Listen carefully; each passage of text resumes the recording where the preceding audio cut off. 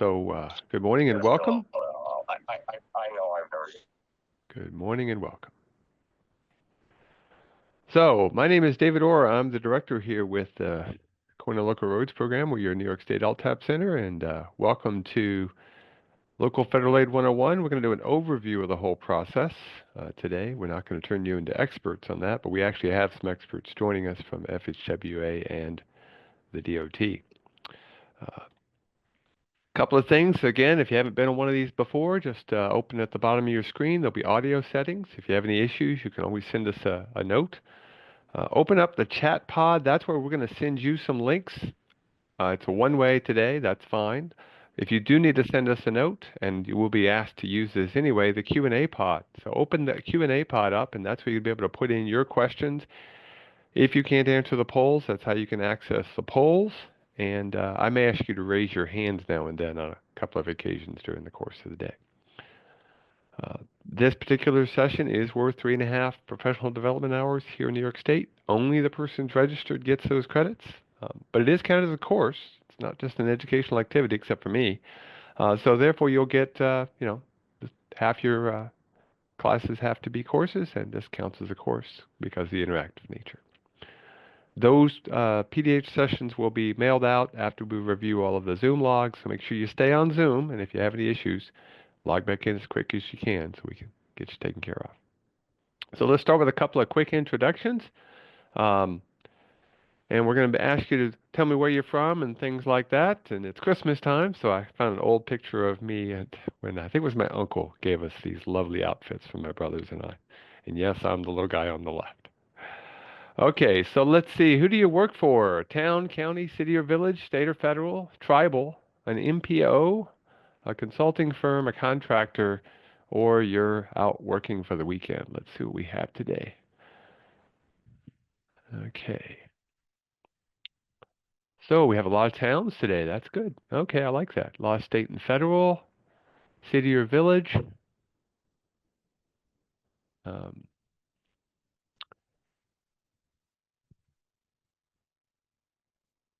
okay. Consulting.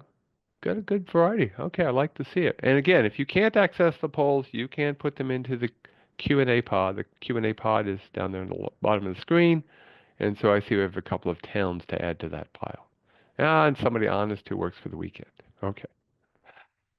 Where are you from? So you can click on this. I know I'm doing it out of order just to keep you awake here. Click on the map and tell me where you're from in the state. And you get to just click right on there. Okay. Let's see what we have today. We've got Long Island. We've got all the way out in the western part of the state. Okay.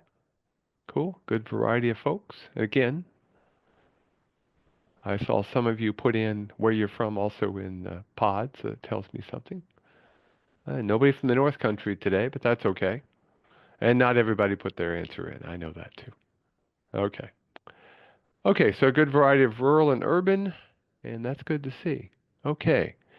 And then what is your job? Are you an administrator? Are you the highway superintendent, commissioner, or a deputy or something like that? Are you mostly doing engineering? Are you a planner? Are you part of a field crew, supervisor, a board member, elected board member, or none of the above? And again, these are general questions we use in all of our webinars. It just helps us figure out who's on the call. So we have actually quite a few planners today. Okay, that's actually cool. Okay, and a lot of highway superintendents and a bunch of engineers and a board member. Okay, if you put in none of the above, go ahead and put in there what you're doing. It looks like there's a comptroller, and we have one person who's retired. Yeah, well, that's what we're always looking for, right? Okay.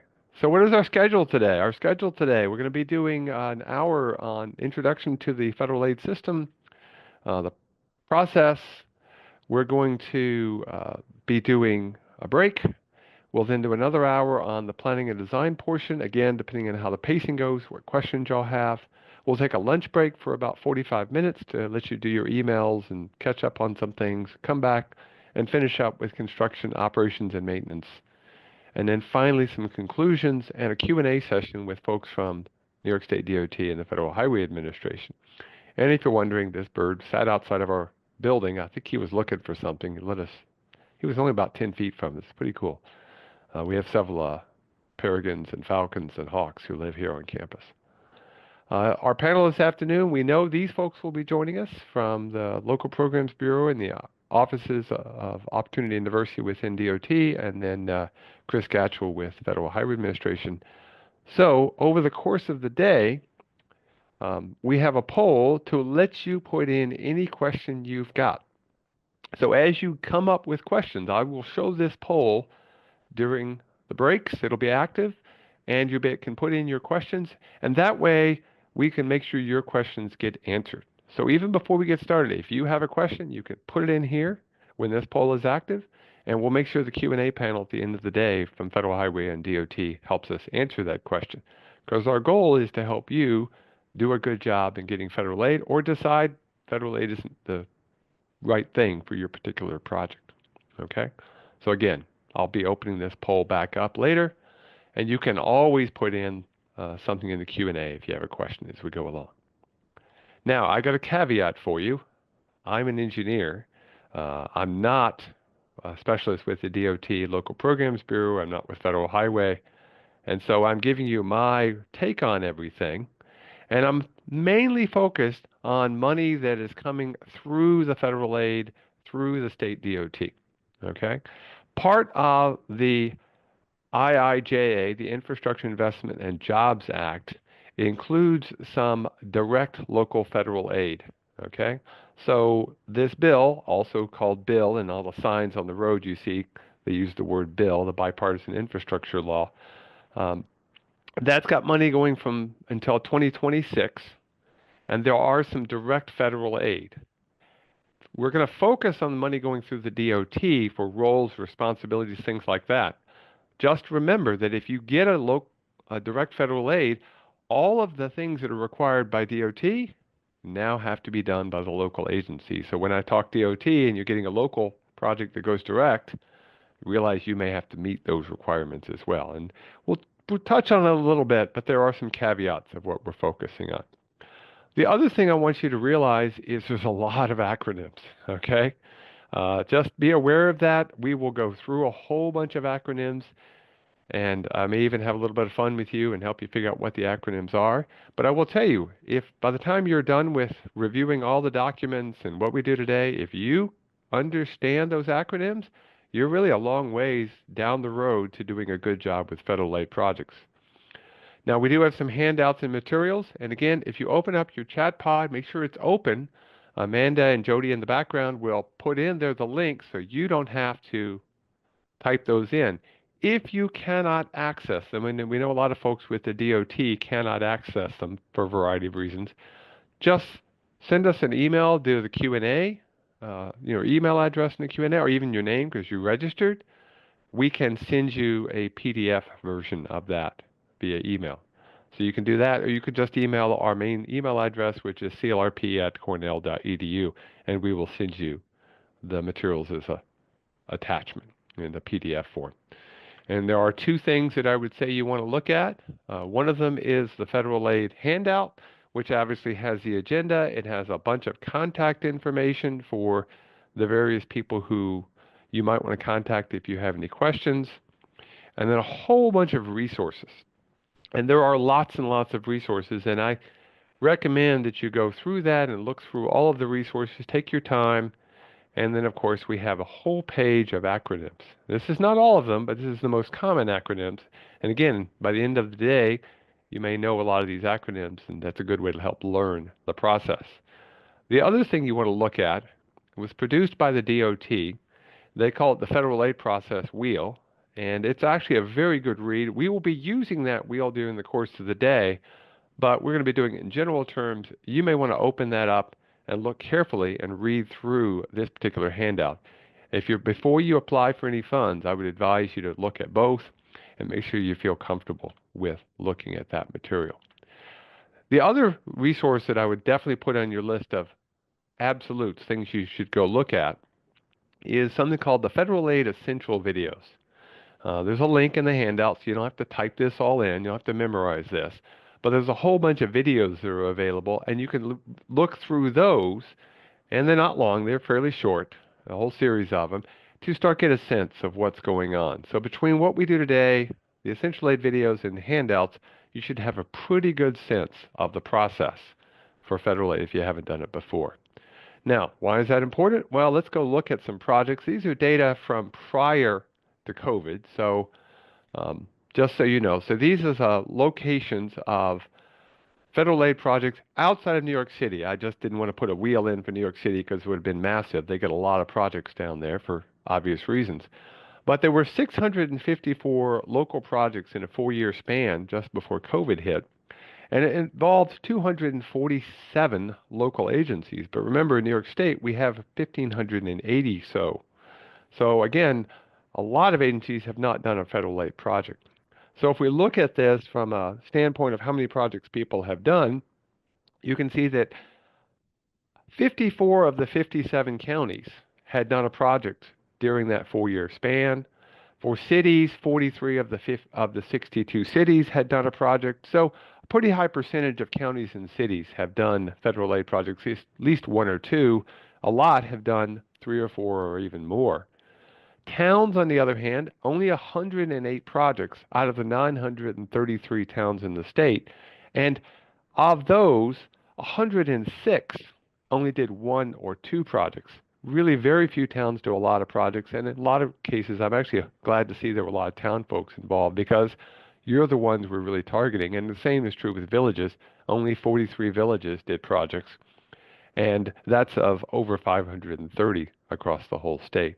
So if we look at it from a local government standpoint, 247 projects, and again, 247 local governments doing all of those projects. Okay. So, number of projects, 654. So you can see, about 150 a year at the local level. It'll vary on different kinds of things, and we'll talk about that during the course of the day. How many projects have you done? Let's just get a sense. I got 0, 1, 2, 3, 4, 5 to 9, or 10 plus. And obviously, if you're working for the state, you're a RLPL, today's first acronym. We'll come back to that one, I promise. You're probably going to put a 10 in there because you've been involved. Okay, so let's see. Okay, so we have about a third of you who are experts. Congratulations, thank you. We may be taking advantage of that expertise. We have about a quarter of you who are pretty darn close to being expert because you've done 5 to 9. So about half of you are in the category of folks that I would say are probably in pretty good shape. But hopefully you'll pick up 1 or 2 things today. And if you don't, please let me know. And if you do, please let me know that as well. Very curious. A lot of you are in the 0 to 1 range. That's good to see. Actually, that's really who we hope are coming to these sessions that we do a couple of times each year. Okay. That's going to be very helpful as we go through the course of the day. So, what kind of project did you do? These are Wordles. We get to have a little bit of fun. I can't remember if this is a Wordle or just a screen one. Type in what kind of project did you do with federal aid. If you've done a lot, maybe the most common type of project. Okay, it's just a screenshot. This little type it in. So you did streetscape. Ooh, complete streets. By the way, we're redoing our complete streets workshop. Bridges, very common to see bridges. Okay. A planning project. You can use federal aid for doing planning projects, especially in the world of safety. Okay, sidewalks. Okay. Okay. Again, we'll talk about the kinds of things you can do with federal aid, the most common things like that. Who's eligible, what kind of projects. Bridge New York. Yes, if it's a bridge, that will be federal aid. If it's a culvert under 20 feet, that will actually be state. We'll talk about that as well. Okay, so a good variety of the things you have done. Okay, cool. Okay, so let's just open this back up again. I'm going to do this during the course of the day. This is where you'll be able to put in your questions, and if we can't answer those questions, we'll make sure we get them in front of the Q&A panel or get you an answer back later on. Okay. Now, for the day, just to keep this from getting crazy, we're going to focus on 2 types of projects because they are by far the most common projects that go through the local programs bureau. We're going to focus on bridge projects or safety projects. Okay, so a bridge project is everything from a rehab to a replacement. A safety project could be everything from a complete streets or sidewalk project to putting in a road diet or a whole bunch of streetscape improvements. Could be safety improvements at intersections and curves. It could involve some of the stuff with the HSIP, again, another acronym, we'll come back to it, I promise, and some funds that might be coming out soon on roadway departure funding. So we're going to just stay in those two areas, not because there's not lots of other things you can do, and I'll actually give you some good examples of some other projects. I just want to try to have something we can focus on and think about. Now, what's eligible? Oof, wow, there are lots of funds out there for doing different kinds of projects. This is just a short list. There are 25 different programs that are part of the overall BIL or bill. And by the way, I know that tune is stuck in your head for those of a certain age. I'm just a bill. But there's Rebuilding America Infrastructure. There's another one for Rebuilding America that are very similar. One focuses on sustainability. One focuses on just rebuilding infrastructure. Safe Streets and Roads for All, which does have some direct funds, we know. Rural surface transportation, reconnecting communities. Um, there's lots of different programs out there, billions of dollars, and of course, a lot of these are competitive grants. Just as an example, here's one from Buffalo, Reconnecting Communities, where they're essentially coming in and they're essentially re-putting the road going to downtown into Kensington back below ground so we can reconnect the two sides of the Kensington, which used to be connected with a parkway developed by Olmsted, a famous landscape architect who actually helped design Central Park and the parts of the Cornell campus. Okay. Now, in terms of what is the process like, this is actually a figure that is developed by New York State DOT for their project development process. It looks a bit like the board game, the game of life. It's got a whole bunch of different parts to it. I know what you're thinking right now. You're going, the font's too small. I can't read it. I don't want you to read it. The figure is in the handout. You can look at that at your leisure. It's really worthwhile to look at it, but from an overall macro level, you can think of the colors and the sections as helping you figure out the process. So we have a planning section, we have a scoping section. So we plan a project, we then scope out the project, we do the design, we construct it, and then at the end we transfer it over to the operations and maintenance folks. Okay, so that's the 5 steps, and we will go through those during the course of today. That's our goal. Okay, now federal aid, the FHWA, they have a slightly different flow chart that they use. They have planning and programming. Then they do things on clearance for environmental issues, right-of-way, preliminary plans, a final PS&E. Ooh, first one on the screen. Anybody on the Q&A want to tell me what PS&E stands for? Tell me what PS&E. Let's see if anybody knows ahead of time. In the Q&A, type in what PS&E is.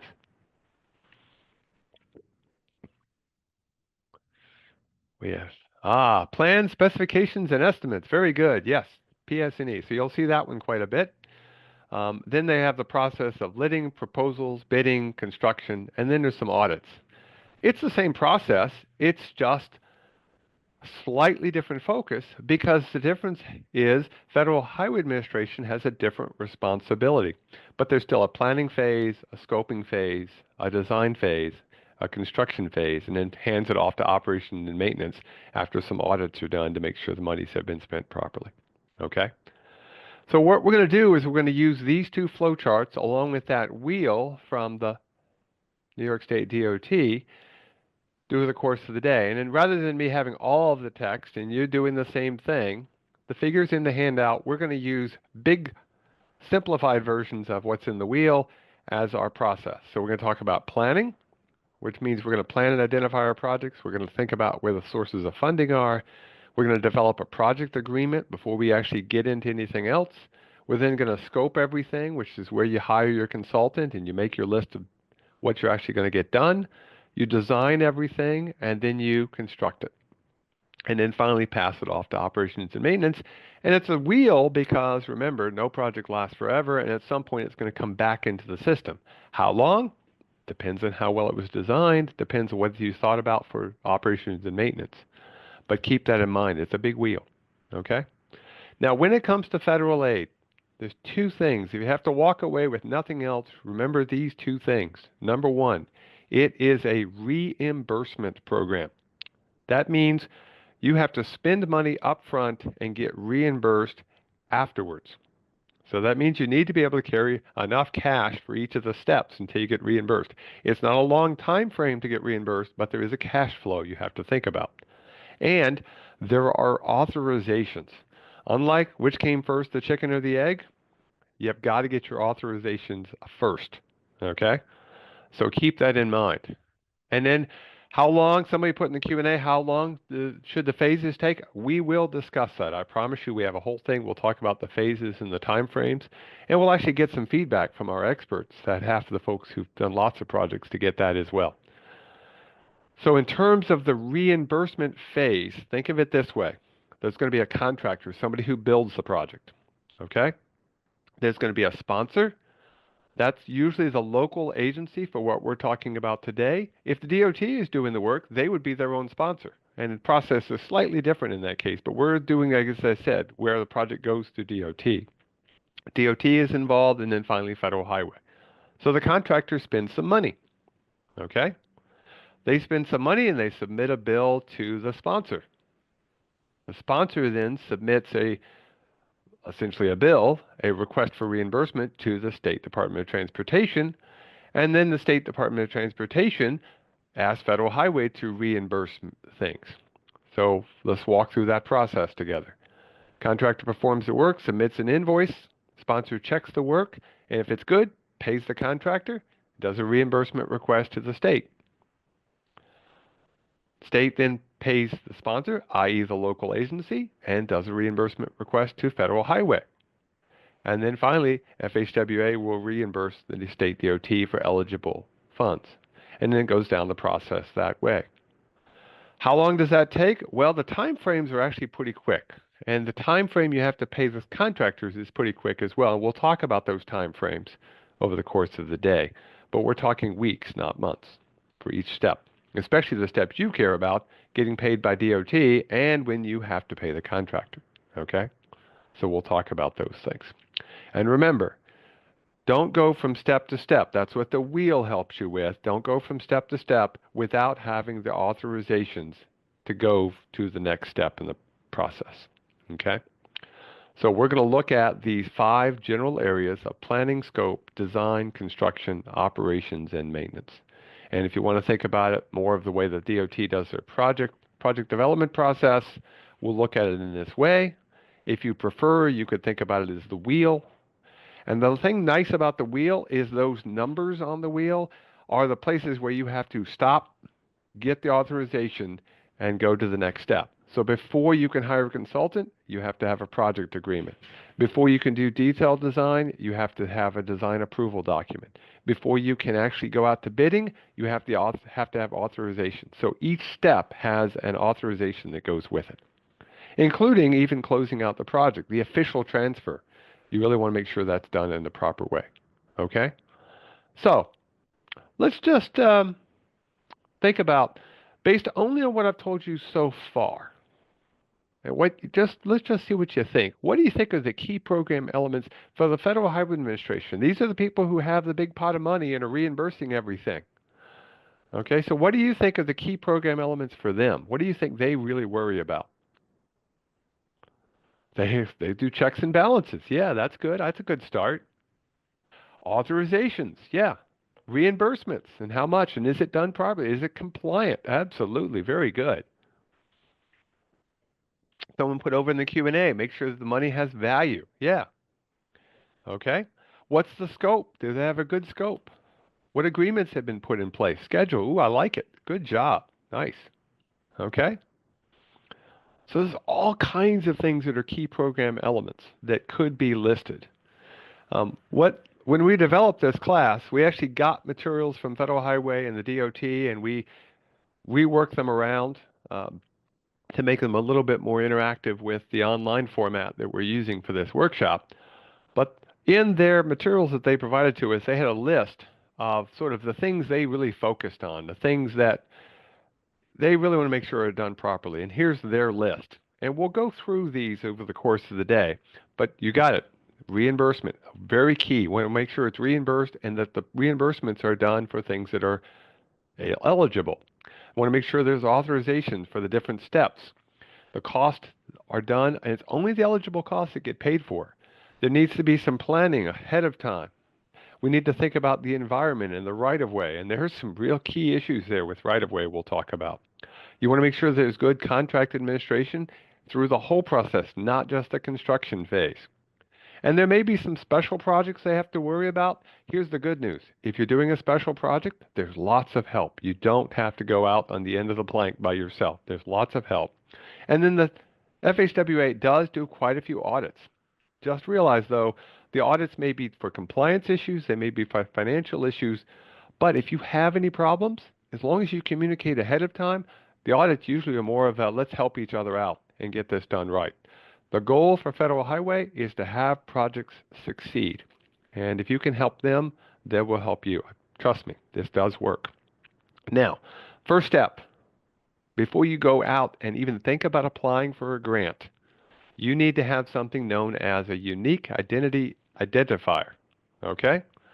So you need to go on to either grants.gov or sam.gov, one of those two websites. They both have links once you get into them, and go get your UEI.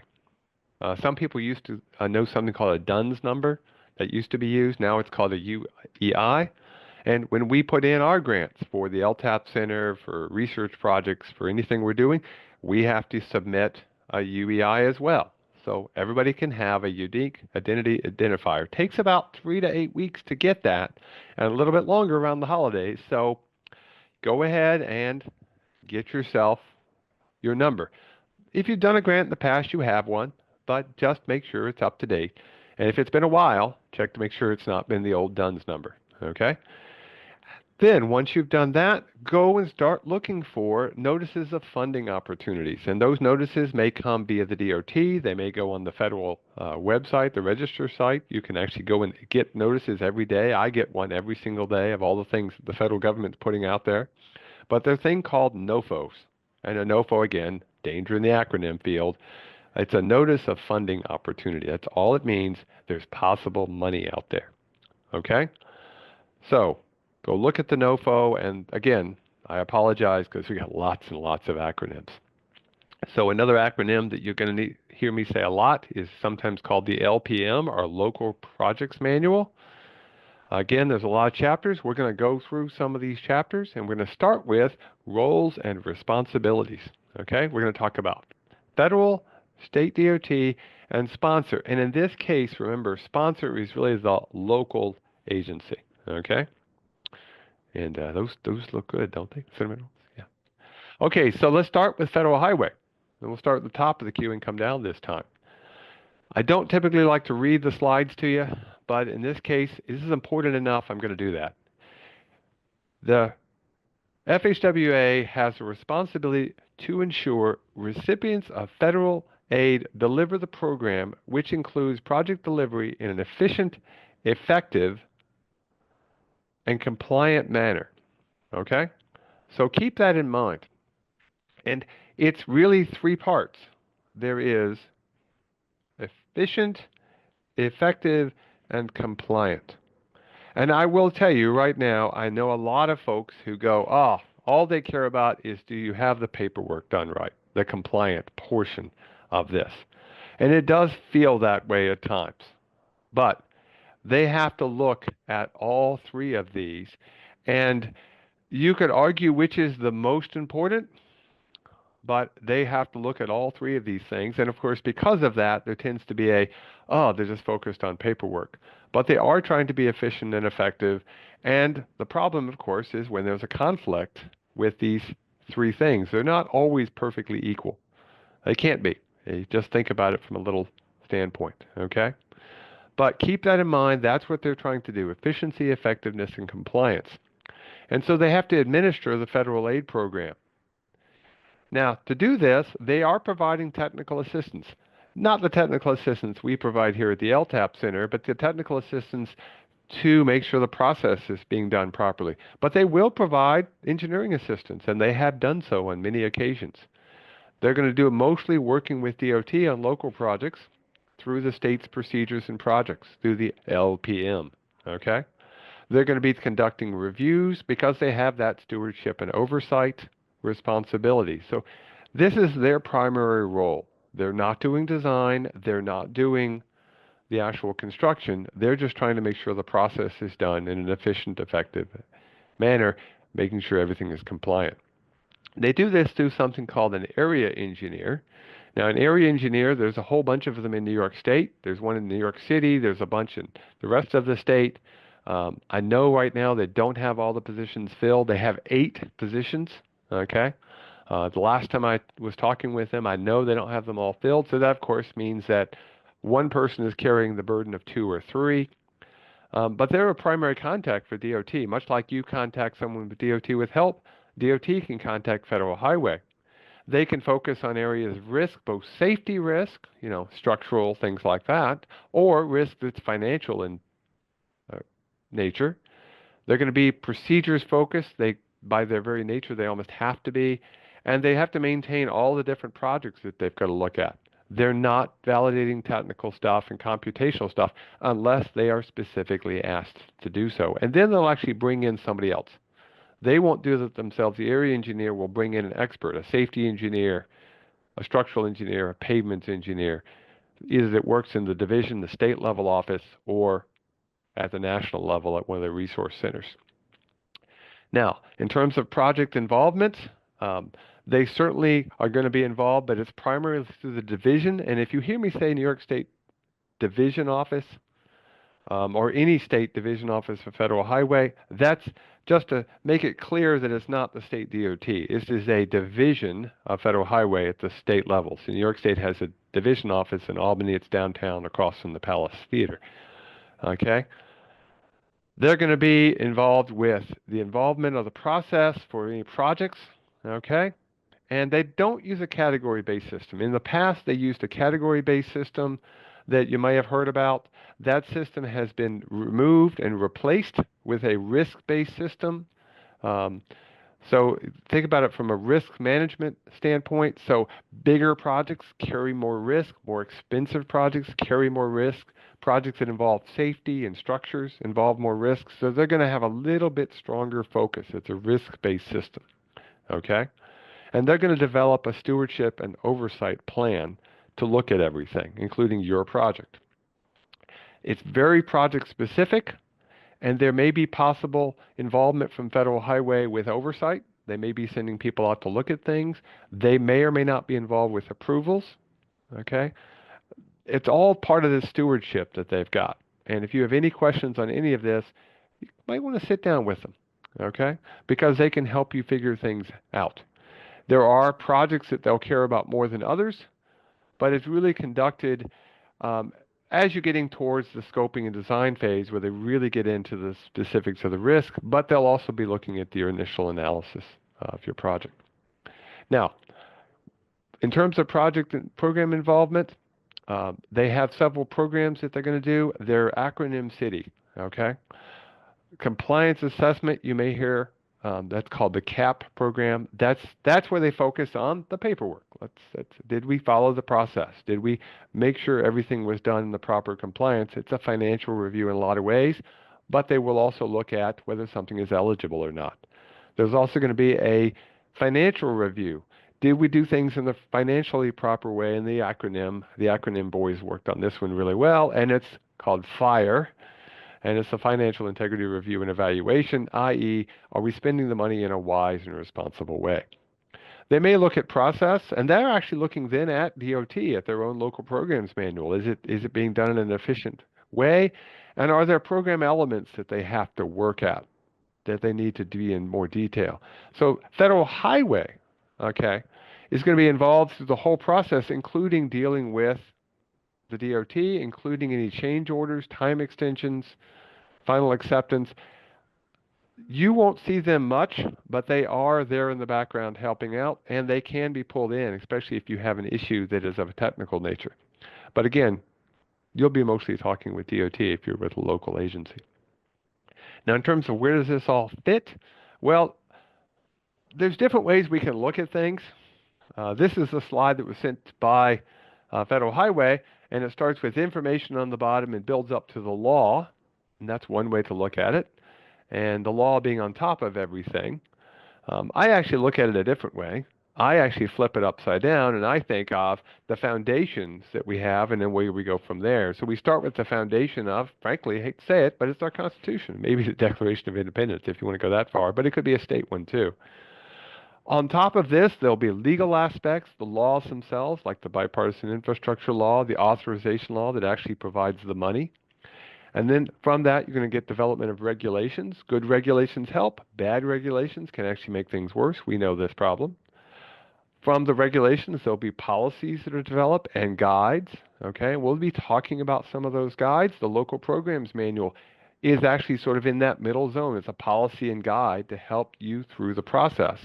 And then as you do your project, you're going to have an agreement or a contract or both to deal with to help you build whatever you're trying to build. Okay? So we'll have the Constitution, an example of a law. Laws go back. This is the law from 1800s. I think this one is this is 1806 or something like that. It's a long time ago. But those laws are still there. If they haven't been changed, they're still on the books. There may be a regulation. The one that we all think about is the MUTCD. This is the old MUTCD. I just realized I still have the old picture of the MUTCD, but that's a regulation following the Stein manual. Okay. And then you might set a policy, and heck, it might be a local policy.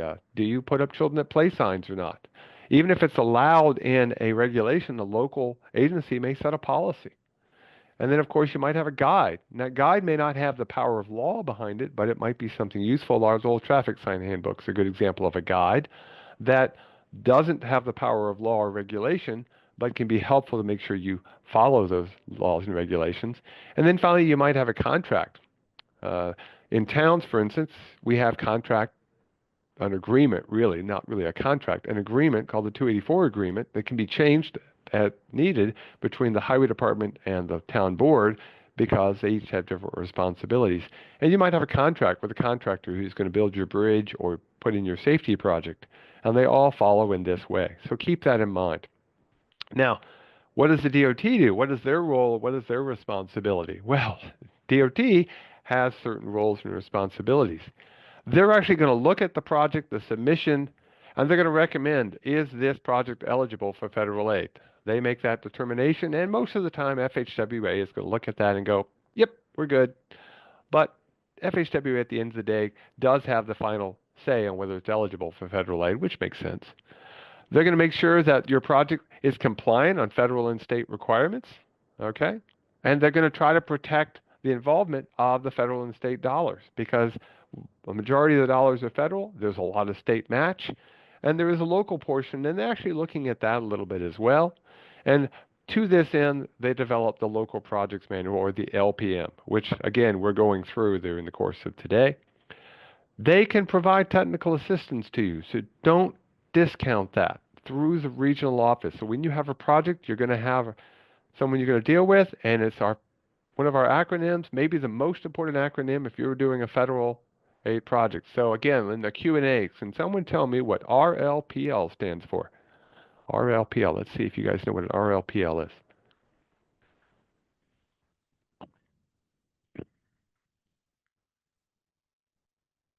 Do we have anybody who's in the RLPL side? Regional Local Project Liaison. Very good. Nice job. Yes, RLPL stands for Regional Local Project Liaison. Again, if you had to pick somebody you want to get to know, create a relationship with them, maybe even sit down and have a cup of coffee and talk about things, it's the RLPL. Okay? If you have any questions, pick up the phone and give them a holler. Okay? They are a liaison. They are your contact with the state DOT. They can really help you with monitoring projects, making sure you're meeting all the requirements. They can help you find technical resources if you need them. They will be reviewing any agreements that you've got. They'll be helping you with program updates. And so again, you may want to sit down. Heck, you can set that relationship up before you actually go and submit a project. Go ahead and get to know that person if you're thinking about it. And they might even be able to help you out with answering some basic questions before you get started. Okay? Now again, if somebody has a question about any of these things, please throw them in the Q&A and we'll try to make sure they get answered as we go through the course of the day. Now, At the state level, at the main offices for DOT, there's the Local Programs Bureau, and they're the ones who produced the local projects manual, and they're updating it all the time. That's why if you come to the Bridge Conference, you'll see a session every year on training on the local programs manual, because there's always changes. Hopefully minor ones, hopefully ones we can all understand, but that's their responsibility, and then they have to oversee all the funds that are coming through the state. And so that can be a bit of a challenge. But they did develop, as I say, this wheel that I would say, again, one of the documents I would absolutely suggest you review before you apply for any funds is to go through that wheel and think about all of the activities that are involved. Okay? So, give me some examples of the kind of approvals that you can think of that DOT might do. We'll go through this during the course of the day, but again, a lot of times you actually know the answer before you even get started. Yeah, it might be a design report. It has an official name. We'll go through that. Any permits that are needed, especially if they're environmental permits from another agency, they're still going to be the ones who have to approve them. Right of way. Right of way is a major issue with federal aid. Has to be at writing, by the way. Yep. See if you've got any other things. Yeah, that PS&E, that preliminary plans, scopes, and estimates. Yep. Specifications. Yep. Any authorizations to move on? They may check if someone put hydraulics over there in the Q&A. Yeah, they may need to check the specifics on some of the design stuff. Mostly they're looking at the paperwork side, but they're looking at process as well, but they're also looking at design issues, especially if they're design exceptions. They're going to be looking at your closeouts, any exceptions to standards, any grant designs, things like that. So there's a whole bunch of clearances. They're going to be doing the approvals on these things. So again, that's why it's important to create the relationships. And of course, yes, they're going to be doing the master agreements and any actual authorizations to move forward. Now, what is your responsibility? And again, we use the word sponsor. It's written down as sponsor, but just read that as local agency. So the roles and responsibilities for the sponsor include, and this is an important person, the responsible local official. Okay?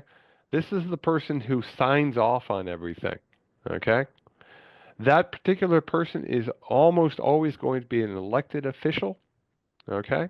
They're going to be the mayor, the town supervisor, the head of the legislature, somebody who can authorize or get the board to authorize the money, the spending, the project's going to move forward. So there's a responsible local official. There'll also be a local project manager. That project manager has to be a full-time employee of the municipality. Okay? Not somebody hired, not a contractor, but somebody who works for the municipality full-time. So that's a highway superintendent. It could be an engineer. It could even be a planner, okay, depending on the agency and how you're organized. But somebody who essentially is overseeing everything, okay? So that's an important person to have. It is possible to have the local responsible local official also be the project manager. But just think about how many projects do you think you could do, how much time and effort it takes to do a process, and you want to think about that, okay? You're going to have somebody who is the engineer in charge or resident engineer who actually is looking at the engineering side of the house on site when the work's being done, and those terms can be almost interchangeable. They could be a staff person, or you could hire a contractor. In this particular case, you'll go through and hire a contractor to be the engineer in charge on the site, but you're still going to have a project manager working for the local agency who signs off on everything.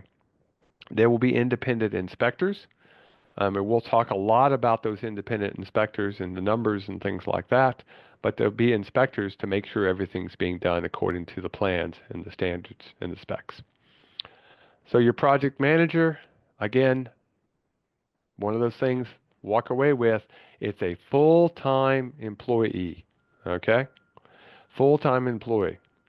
So in the Q&A, those of you who've done 5 or more projects, just put in the Q&A for me. How many projects do you think you could manage at one time? if you're a local sponsor? Just put in the Q&A for those who have done a bunch. Someone says 4. I'm talking if you're just doing federal projects. 1, depending on the project. Some people said I've got 5 to 10. 4 to 6, 4 to 5, 4. If you were just doing federal projects, you might be able to do quite a few if you were doing nothing else. Okay? So think about the time frame involved, and you and I both know that at the local level, we're wearing many, many hats. So keep that in mind. How much time does it take? And of course, the bigger the project, the more you're going to want to have in terms of availability to help work through the problem. And it's important to understand this because there's a lot of good reasons why you want to have that person paid for, okay? So just keep that in aware. They want to work for the municipality, okay? Now, in terms of roles and responsibilities, a couple of other things. You're going to have a pre-construction meeting before you actually do anything. That's one thing you're going to be setting up. We'll talk more about that when we get into the construction phase. You're going to make sure there's qualified inspection staff that are available. It could be your own staff. There are ways to do that, but there are certain requirements. You're actually going to be ensuring compliance, just like the state does. You need to do the same process to ensure compliance. You're going to be starting and stopping and moving forward on any change orders. Change orders are not evil. A lot of people, oh, I hate change orders. And we'll talk about change orders. But a good change order can actually help you, but you want to try to avoid that if you can. And then, of course, you're going to be in charge of completing the closeout, working with the DOT to get that done. Okay? You're essentially going to get the project done. Could be done via a consultant. That's fine, but you got to have a person on board who manages the process. Now, we can't get into a lot of things because we're just talking essentially for 3.5 hours in a Q&A session for half an hour. But there are lots of things out there that are not associated with federal aid that are still requirements. And people go, oh, but why is that a requirement? It's a requirement on all projects. Okay? Now, the rules may change, but realize, for instance, Title VI for non-discrimination, whatever the current rules are, that's not just true on a federal aid project. That's true if you're using CHIPS funds. That's true if you're using local projects funds. The Americans with Disabilities Act. If you're doing something that needs to meet ADA, you're going to have to meet that no matter how you're funding it, okay? If you've got a bridge that's got a scour issue, okay, you're going to have to look at that. So keep these things in mind. A good chapter to look at in the local projects manual is chapter 13. It talks about civil rights, okay? A good one to review to sort of get a list of the kinds of things to think about. So, for instance, do you have an ADA or Americans with Disabilities Act self-evaluation and transition plan for your municipality? This is actually something that you should have. In fact, you should already have it in place. So let's just see. Raise your hand if you have an ADA transition plan. Raise your hand if you have one. And about half of you work for local agencies, so we should see about half the hands go up, right? Well, we're not seeing half the hands go up. We're only seeing a small group of you. So if you work for a local agency, you actually need to develop a transition plan to make sure all of your systems are up to speed for ADA. A lot of times it may just be, I'm not going to get to it till we're working on it, but it is something you need to have just to make sure you have the plan and process. And that's true whether you're federal aid or not, okay? So let's go back and look at our planning, scoping, design phase and stuff like that, okay? And we'll keep moving forward. We'll go down to the bottom of the hour. So, hey, we're actually ahead of schedule, but that's good because I usually get behind in the planning phase. So let's do a little bit of planning here. And again, this is chapters 2, 3, and 4 in the Local Projects Manual. And in terms of where we are on the wheel, we're in the green portion. Planning and identifying our projects, going out and getting our funding, and developing the project agreement so we can move forward. And yes, there are actually ways to get federal aid to help you with this on some projects, but let's just assume we're doing a project that's either, as I said, a bridge project or a safety project. Someone asked earlier in the Q&A a really important question. Let's see what y'all think. How long do you take from project inception to construction? How long does it take you? And again, we're going to assume a bridge project or a safety project. What do you think?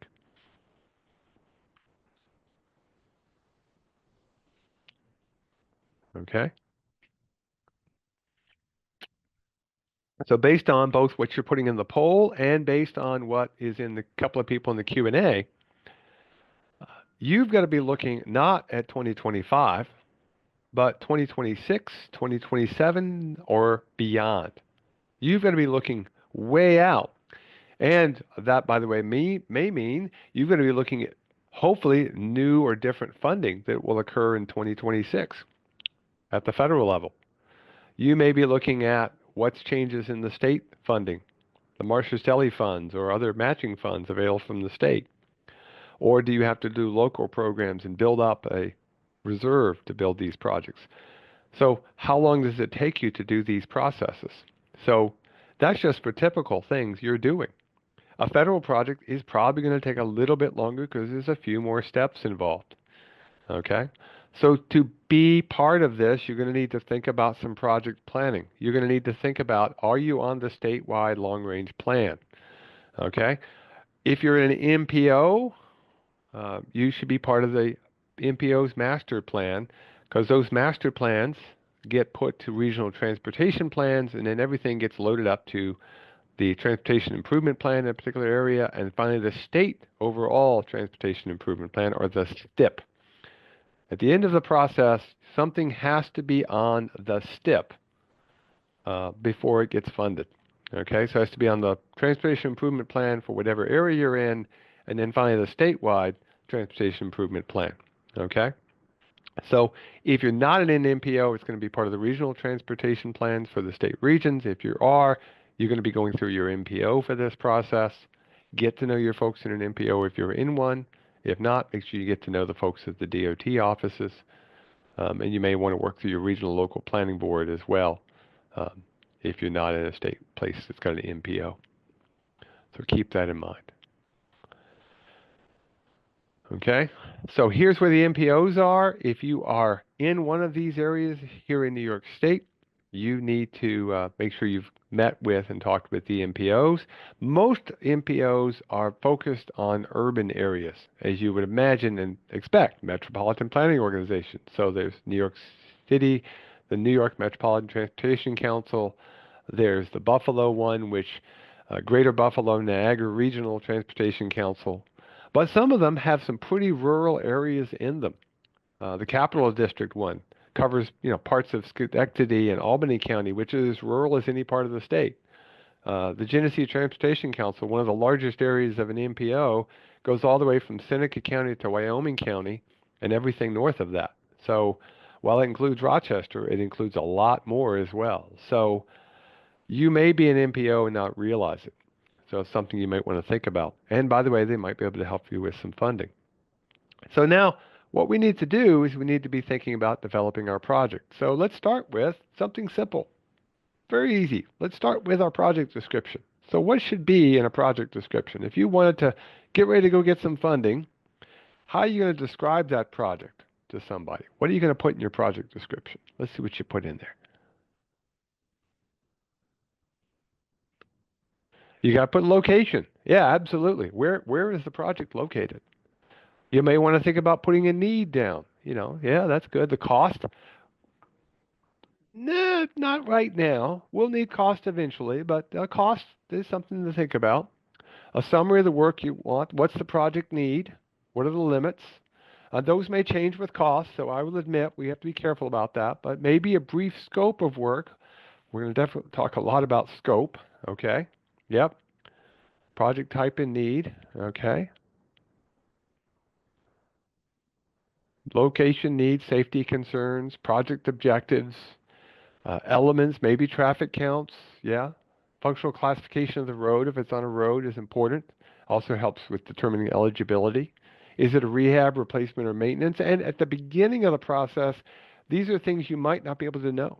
You might be going in the phase of, Look, we got a bridge. We know there's issues with the bridge, but we don't know. Are we going to go to a rehab or are we going to go to a replacement?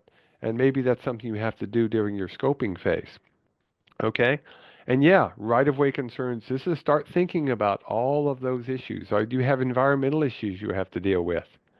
Okay?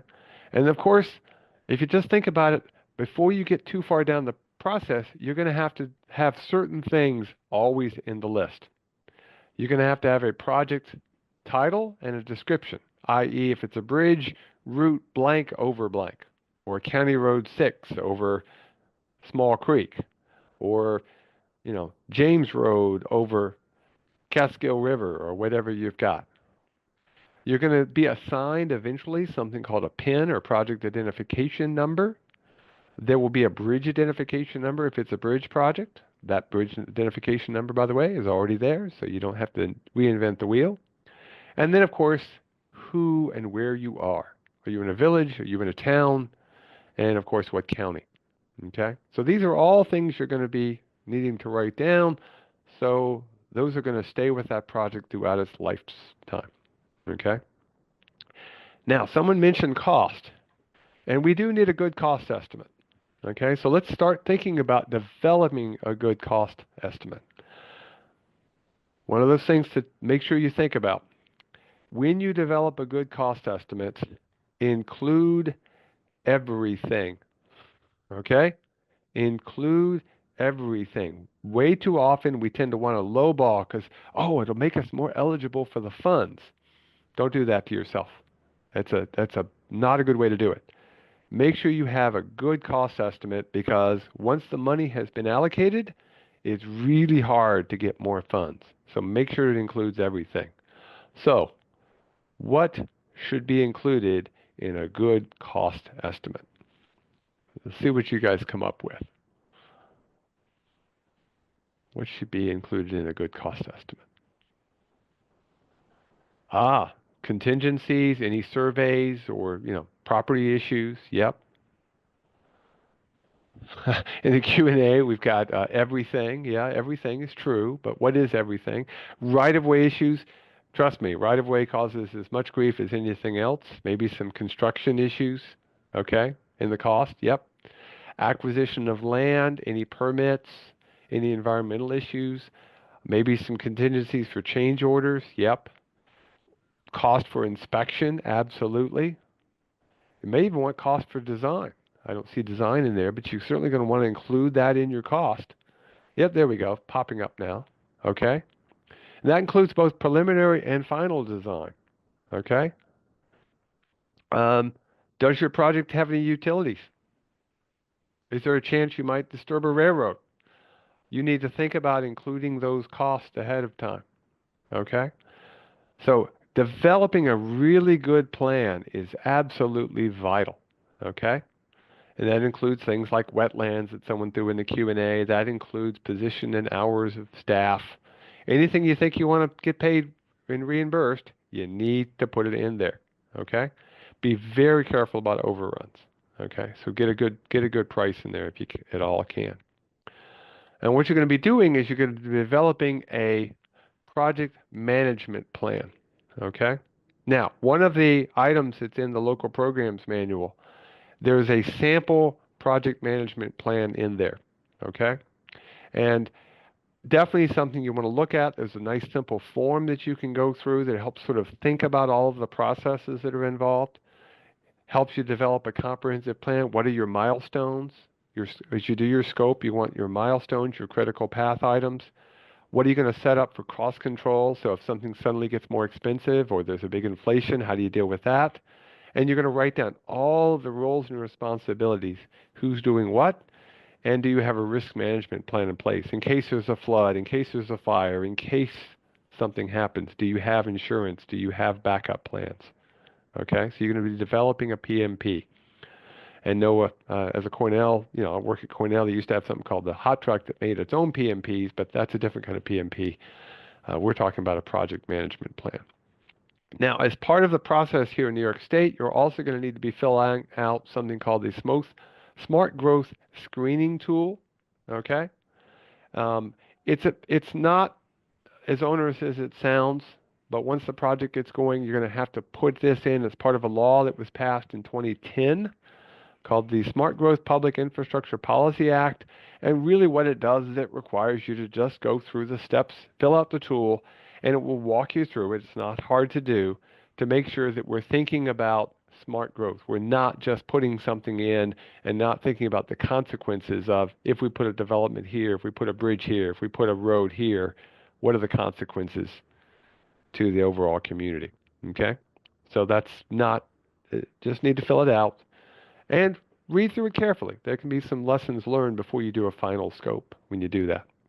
Now, we are at the bottom of the hour, so before we get into step two, we will be taking our first break for the day. I'm going to write down my slide number so I know where to go back to. And then what I will do is I will go here, and we're going to take a break. And typically we take a 15-minute break because that's enough time to go check your emails real quick and be right back. So we will be back. And it's a question about opportunity to adjust project cost. Uh, short answer is not really once the agreement's been signed. So you may want to think about that as you're developing your costing for your scope. So just something to keep in mind. But we'll get more detail, and I definitely want to throw that one in front of the FHWA and the DOT folks. And the DOT folks are on the call, so I know they'll be ready for it. They're sitting in the background. Okay, so now we're going to be talking about obtaining project funding. That's always lots of fun. We know everybody likes to do that, right? So let's talk a little bit about obtaining the project funding. We want money. And, that's an important thing. There's lots and lots of project fundings that are out there. So let's go through a few of them. Some of the more common ones that you may hear acronyms for are things such as the STP, the Surface Transportation Program, TAP, okay, Transportation Alternatives Program, CMAC, uh, which is Congestion Mitigation and Air Quality. It's an environmental program based upon trying to reduce pollutants. Bridge New York, you may be aware of or even use the Bridge New York program. It's probably one of the more popular ones out there. If you're putting in a bridge, that is a federal program. If it's a culvert, it's going to be actually state dollars. HSEP is the Highway Safety Improvement Program.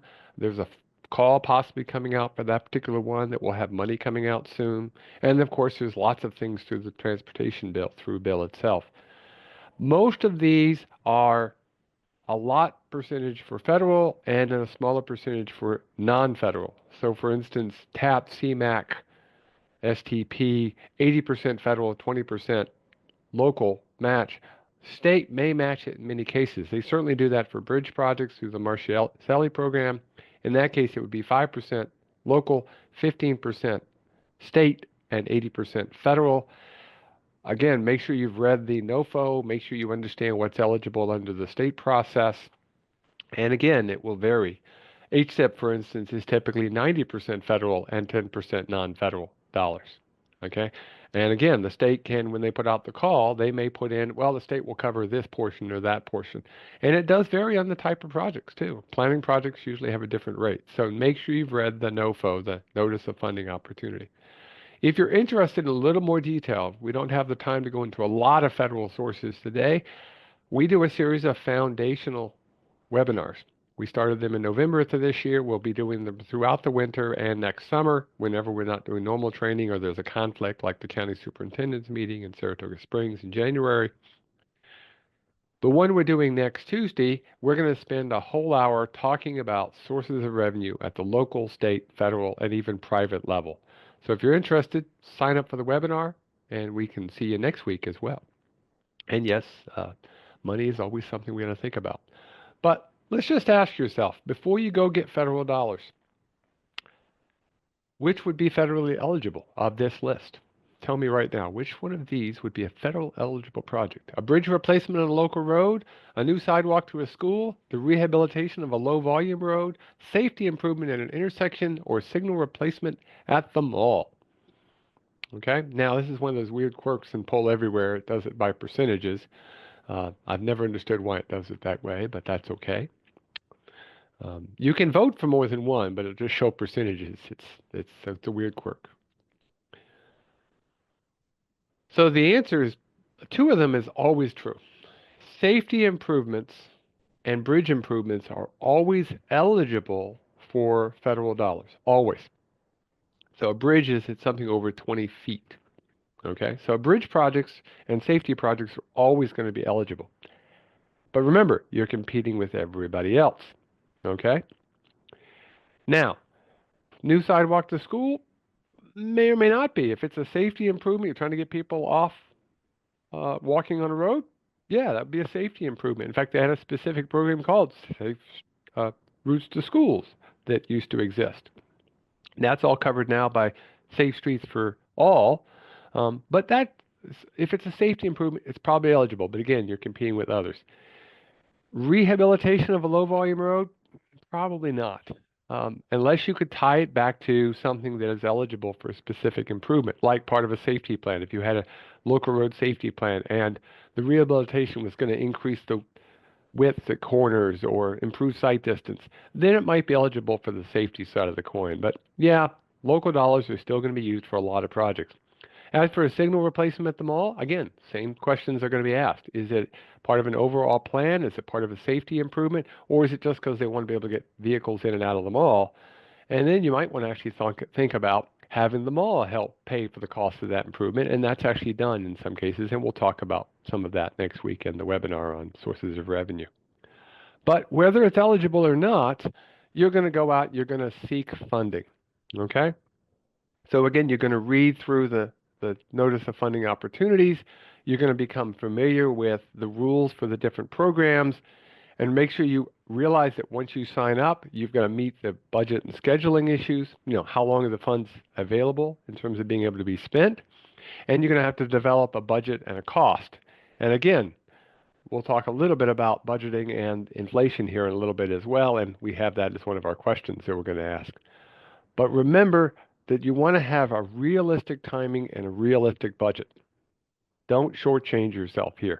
It is difficult to go back and ask for additional funds. If you think a project's going to take $500,000, don't go, well, I only need 400,000, so I'm more competitive. It actually doesn't work that way. Okay?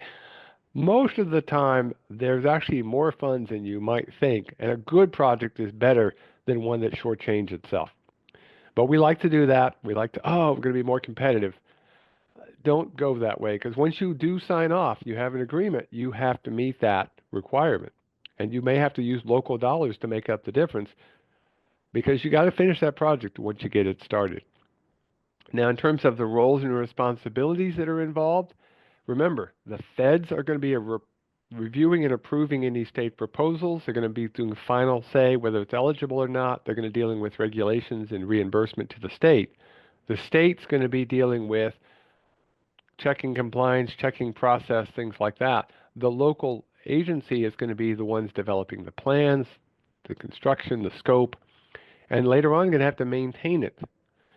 As you're developing your funding, think about the fact that do you want to maintain it? Can you maintain it? Do you have enough money to maintain the project after it's done? Maybe you change the design some so that it's not as hard on the maintenance side by spending a little bit more money on the upfront. A low maintenance project can be better in the long term. So keep that in mind. Now, once you have some money, once you've put in your grant application and you've developed your scope and all that, or your draft scope, and you've developed your RFP or your process, you're going to have an agreement. And this is step 3. This is part of that initial phase.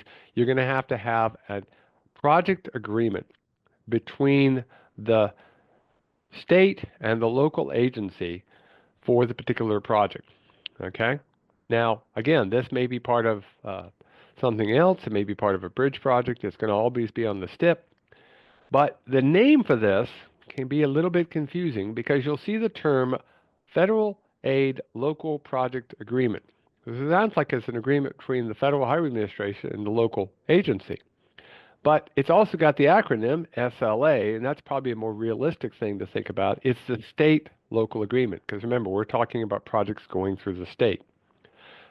Yes, there would be a federal equivalent if you got direct funds from the US DOT, but in this case, if it's through New York State DOT, through the local programs office, you're going to have a state-local agreement, and that's in Chapter 4 of the Local Projects Manual. And that's going to have in it different parts, including a schedule that talks about the phasing, the funding, maybe a deposit on some funds, things like that, things that are required. Okay? It's going to talk about the allocation of who's responsible for what, who's doing the approvals, who's making sure it's been funded, things like that, the responsibilities involved. Okay? That agreement's going to have a resolution attached to it by the elected board to obligate the funds. Because remember, elected boards are the only ones who can obligate funds. It has to be in the local budget. So if you get federal dollars, the local board is going to have to modify your budget using the budget process. So if it was a quick turnaround, they actually might have to even have a meeting and make a change in the budget, which is going to have to be balanced by the money coming in and the money going out. So they're going to have to obligate that funding. There'll have to be a resolution that's attached, and they'll have the responsible local official, the person who's going to sign off that says, yep, we've obligated the funds and we're ready to go. Okay? Now, the process involved, um, the sponsor is going to develop all the things that are needed. They're going to send over a draft version of the agreement. And by the way, there's lots of things to help you with this in the local projects manual. You don't have to reinvent the wheel. There's good examples in there, so don't go crazy.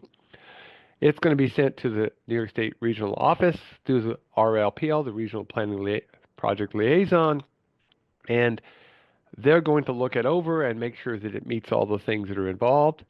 Now, they may send a copy over to Federal Highway.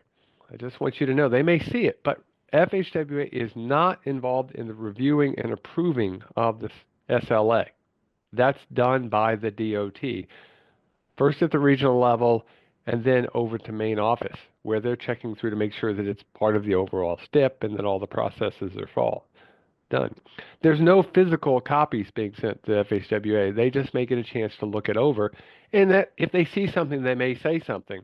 But just realize FHWA's involvement comes after it's actually seen the Attorney General and the Comptroller at the state level, about the time it's sent back to the sponsor. Okay? So again, FHWA is really on the side, and all of this may have slight differences in timing and slight who gets to see what when, because as they say in Monty Python, it's only a model. Okay? So be aware of that. But here, again, is one of those key points in the process. Do not move on to the scoping phase, the final scoping phase, until you've got authorization to proceed. Because if you do so, you may not get reimbursed. Your engineering firm may not get paid by those federal dollars to do the design work, and you may be on the hook to have to pay them. So don't move forward until you have that state local agreement that defines the overall roles and responsibilities and the overall scope of the general project. Okay? So make sure you have that, because remember, once you have that agreement, there's an obligation by the state and the feds to pay what's in that agreement. So don't move forward. Now, this does remind me that as you're thinking about this, before you go get federal dollars, you want to have built the entire project in your head so you don't miss any of the cost. Because when you apply for the funds, you're having to guess what the final scope is going to be. So make sure you've got a good budget and a good project plan in there. So go ahead and do the scoping exercises we're going to do. So let's talk about scoping. Okay? Now, this is chapters 6, 7, 8, and 11 in the local programs manual, and it's another manual called the Project Development Manual that's available from the state. Again, linked. You don't have to memorize these things. You can go look them up. But let's talk about scoping. Now, scoping is really the phase where we hire a consultant, but scoping is something we're doing during the planning process. Scoping is something we're doing even later on. We're doing the design. But we want to be real careful we don't get what's known as scope creep. Projects tend to want to grow. Oh, let's add this, let's add that. Remember, there's a limited pot of money that's available. Okay? So, for a bridge, you're trying to decide ahead of time, is it a rehab or a replacement? Makes a big difference in the cost. So make sure you Look that up ahead of time. Figure it out which way you're going to go before you apply for the funds. Make sure you're for safety. Is it a corridor study and you need a consultant? Are you actually doing the improvement? It's an implementation project. Do you need to have public meetings? Do you need to actually go all the way back to the planning phase and go, nope, we're going to have to just hold off here. Before you start getting funds in is the time to say, hey, we got our scope off. Don't go start spending money until you've got a pretty good handle on what you're trying to get done. So let's do a little project exercise. Okay? Now, you should do this for any project. What we're going to do is we're going to do a project planning exercise. We're going to do planning. We're going to scope it out. We're going to think about the design phase, the construction phase, and maybe even the operations and maintenance phase and how we keep things going. Now, I've done this before with different items, but since it's December, I figured today we're going to do cookies. Cookies. These are two of my favorites. Kind of cookies to make. Okay. So here's what I'm going to do. We're going to open up a poll in just a second, and we're going to make some cookies. And when we make the cookies, I want you to think about all of the steps from the beginning, before you do anything, until you've made the cookies. They're sitting in the cookie jar, and you're ready to make the next batch. Okay, so everything needs to be done and ready to go to make the next batch of cookies. Now, before we go and what kind of cookies we're going to make, because obviously that matters, in the Q&A, somebody give me a type of cookie you want to make. Okay, so go ahead and put in the Q&A what kind of cookie you're going to make. And I'm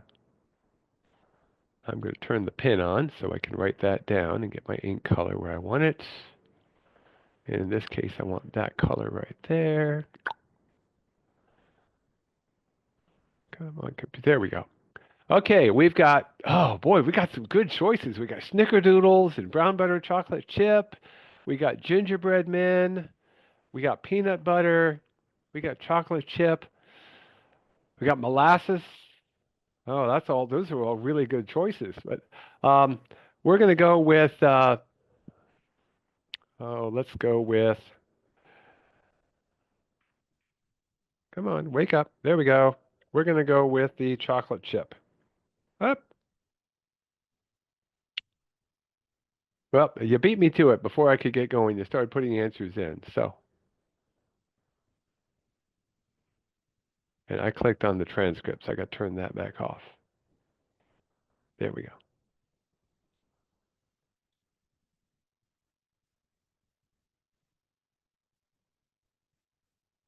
There we go. Okay.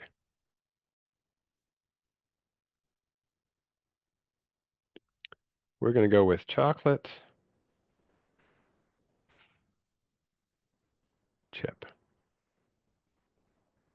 cookies. Okay, let's see what y'all came up with. Okay, so we got to make sure we got some chocolate. We've got to have a bowl. Yeah, that's important. Maybe you put oatmeals in your chocolate chip cookies. You need to have a recipe. You're probably going to need a spoon to mix it. Yeah, that's very good. You got to have a spoon or whatever utensils you're using to mix it with. What else? You got to have maybe you have to have a rolling pin, depending on the recipe. Ooh, good one. Someone put in the Q&A. Got to clean the kitchen. Got to make sure everything's clean. Okay? Now, whether you do that at the end of the process to make sure you're ready to make the next batch or before you get started, you got to clean. That's something that's, important. Okay? You need a stick to keep the kids away in the Q&A. I like that one. Okay? You got to have your mixer. Are you using a mixer? Or are you just mixing it in a bowl? Think about it. You got to have the oven. You might have to turn the oven on and preheat it. Right? You're going to have sugar. Okay? I got chocolate chips. I got sugar. Let's see what that I don't see. What ingredient you need in a cookie that's pretty important? Got to have eggs. Yep, eggs. I'm looking for one more really important ingredient in cookies. There it is. Ah, flour. Yeah, you got to have flour. You got to have oil. Okay. Do you have vanilla? I don't see vanilla in there yet. Yeah, no vanilla.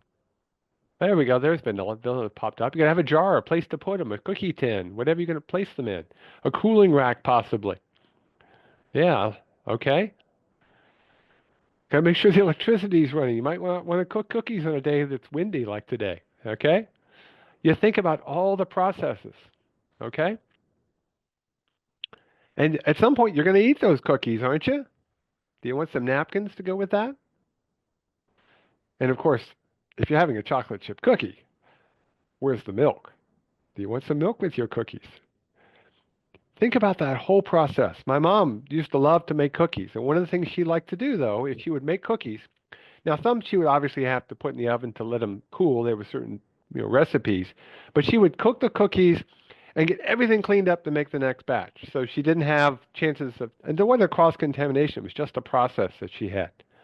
And so again, think about all of the processes that you've got. What are you putting in to your cookies? Okay? So it sounds like an easy process, but what did you think about? What did you miss?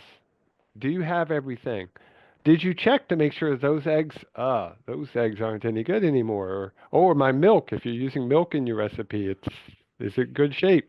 Did I want whole milk or skim milk?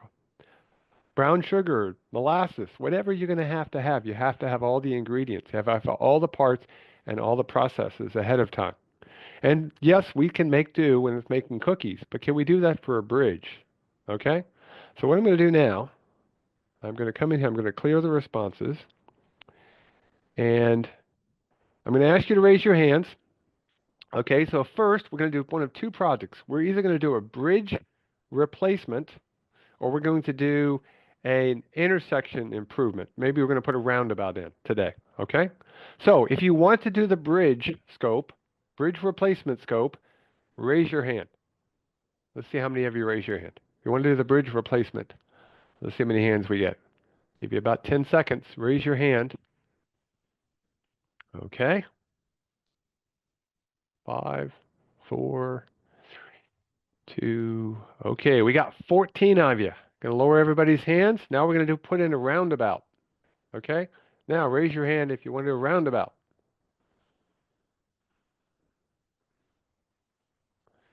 And we have a winner. Okay, so today our winner is going to be a safety improvement. In this case, we're putting in a roundabout. So let me put that down.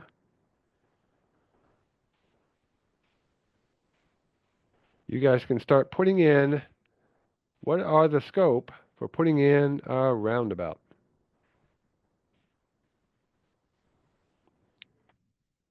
You might have to acquire some right-of-way. Yeah, you're going to have to do a survey. You're going to need to know the traffic counts and all the different parts. Okay? What are the turning movements? Are they turning left? Are they turning right? Okay, is there a crash history? That could make a huge difference. Do you have sight distance? Yeah. Okay. Ooh, I like it. Somebody in the Q&A. What's the drainage? When you change intersections, you usually change the drainage. And if you don't do that right, you can have a problem. Are you going to accommodate pedestrians? Is this roundabout just a rural one with no pedestrians? Or do you have to worry about pedestrians? It changes the design quite a bit. Do you need public input? Are there trees? Are there utilities? Okay. What kind of speeds are we dealing with? Are there trucks? And how do you accommodate the trucks? Okay. Think about the signage that you're going to have to have. You're going to design requirements. Okay. Do you have Amish or Mennonite? And they changed the design of a right-of-way. Is it a multi-lane roundabout? Okay. What's going to be the effect of accidents? Are you going to have any kind of signals to, light things up? You're going to have lighting. Not every one of them does, but think about all the process. Build the entire thing.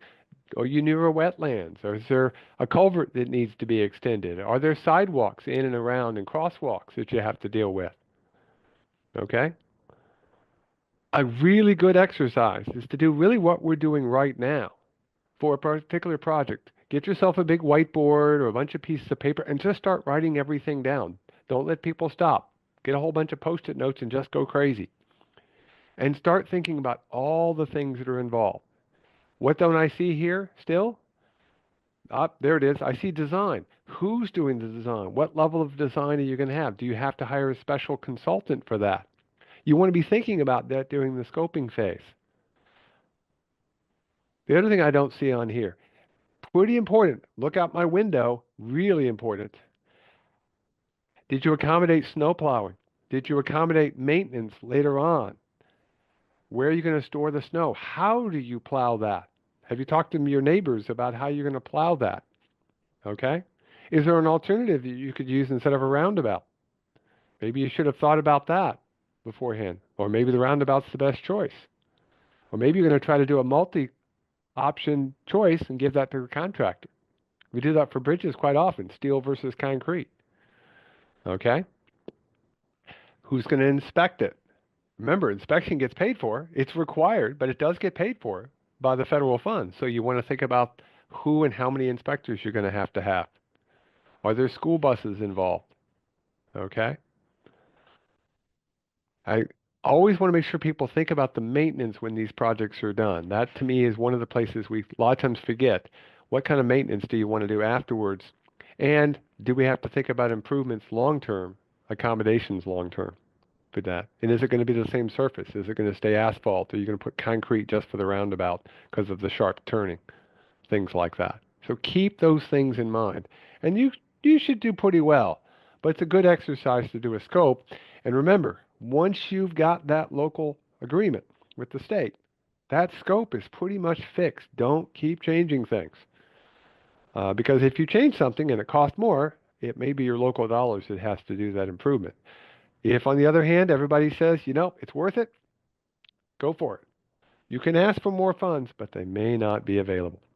Just keep that in mind. So now once you've done this, you've done your scoping operations, you now have a good plan in place to go hire that consultant, to select that consultant. Okay? Again, this is outlined in the local projects manual, local projects manual chapter 6. And there's some options available. And again, this is pretty cool.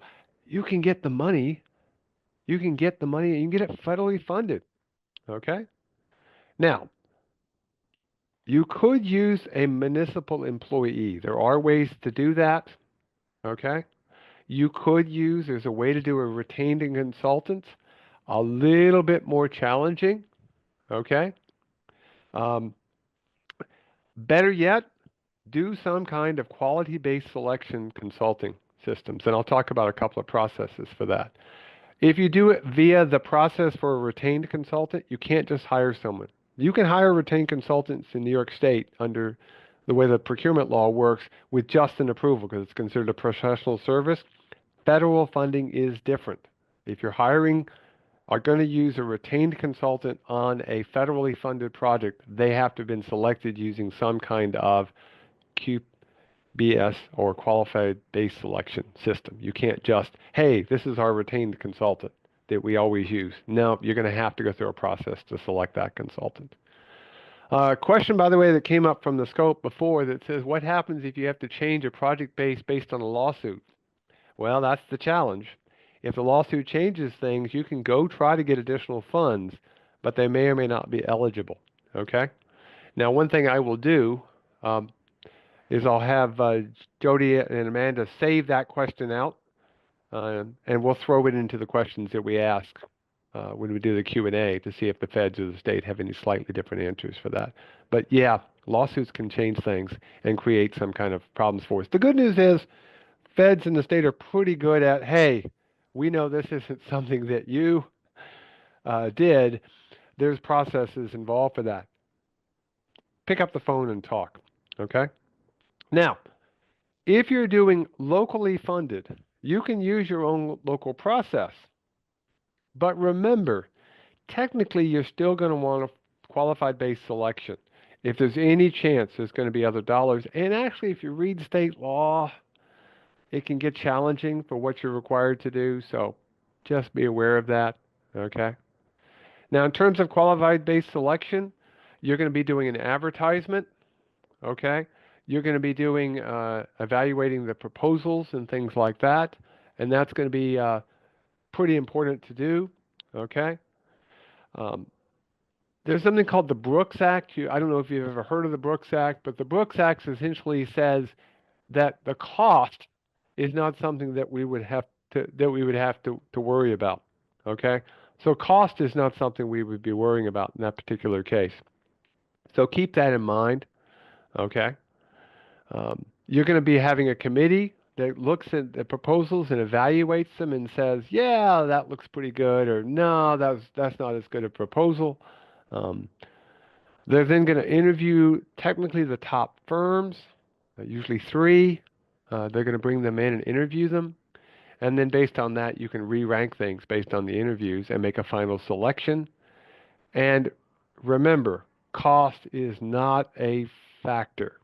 Okay? Cost is not a factor on federal projects. Okay?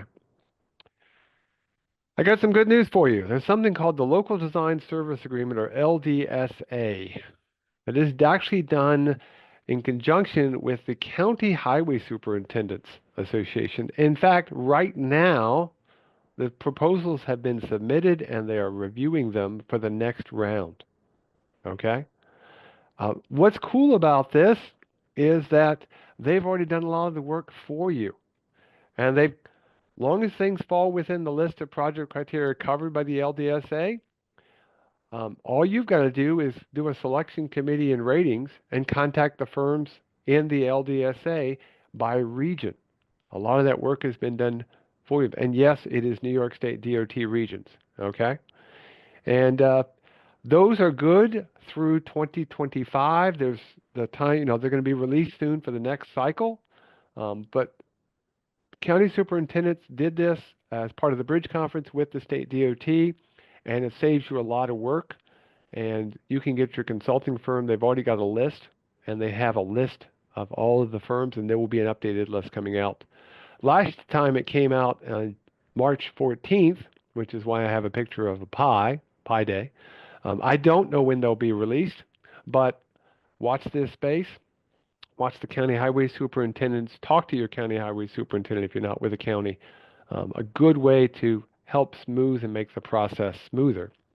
What's going to happen after you contact the folks on the list, you're going to select things very similar, but saves you a lot of the work. You're going to still have to negotiate.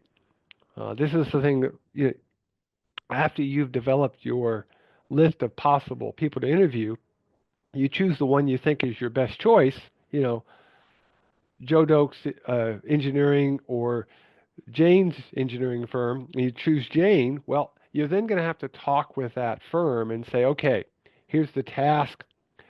We're going to develop an independent estimate. You're going to negotiate at that point the cost and the resources and the salaries and things like that. You're going to do an audit if needed. There's some cases where you might need an audit, and you're going to have an agreement that you execute.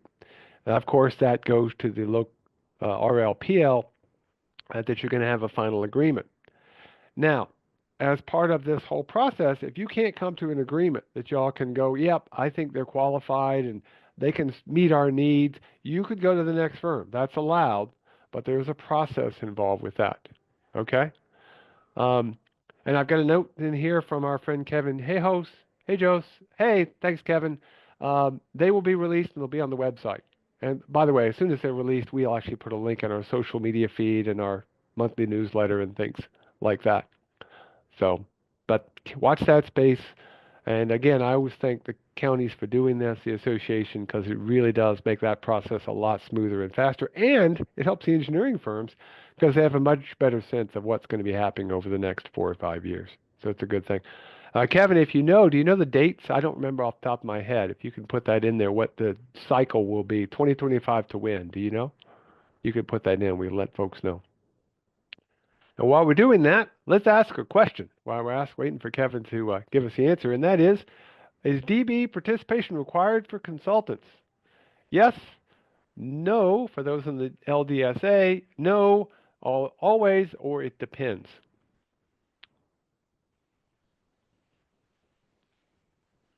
And by the way, Kevin put in here, thank you, Kevin. It's going to be from April 1st of 2025 to March 31st of 2028. That agreement will be in place. So that's pretty cool. That's going to be a good 3-year period where you can use the LDSA process to find your engineers. I like that. Okay, now, DBE requirements. The answer is, yeah, you still need to have DBE requirements. The good news is, If they're on the LDSA, they've already agreed to meet those requirements. So it does depend. The best answers here are either yes or it depends, but you could have, if you'd said no on the LDSA list, well, it's not really no, it's more of yes on the LDS list, but they've already been checked out as part of that. They still have to meet the requirements, but they've agreed as part of that that, yep, um, we will meet that requirement. Not everything you get from Federal Highway requires DBE, but just realize that that requirement is there for consultants, okay? There may be some changes in the future, so watch this space because there's always been the challenge, the fact that if it's federal dollars, it's a DBE program. If it's state dollars, it's the MWBE program. They are different. There are different firms involved. Make sure you're aware of that fact. If you're getting federal dollars, it's the DBE program. If you're MWBE, oh, I used an acronym without explaining it. Oh, I apologize. Oh, someone in the Q&A caught me. DB, Disadvantaged Business Enterprises. MWBE, Minority Women-Owned Business Enterprises. These are requirements that a certain percentage of the cost of a contract be done through firms that meet those requirements, that have someone that, women-owned, minority-owned, or a disadvantaged business. And there's lots of rules for what that is. We will talk more about that later on, which is why my brain was going, oh, we'll talk later on about that.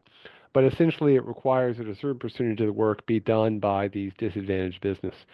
And the level could be 20%, okay? And it varies depending on the project and where you are in the county.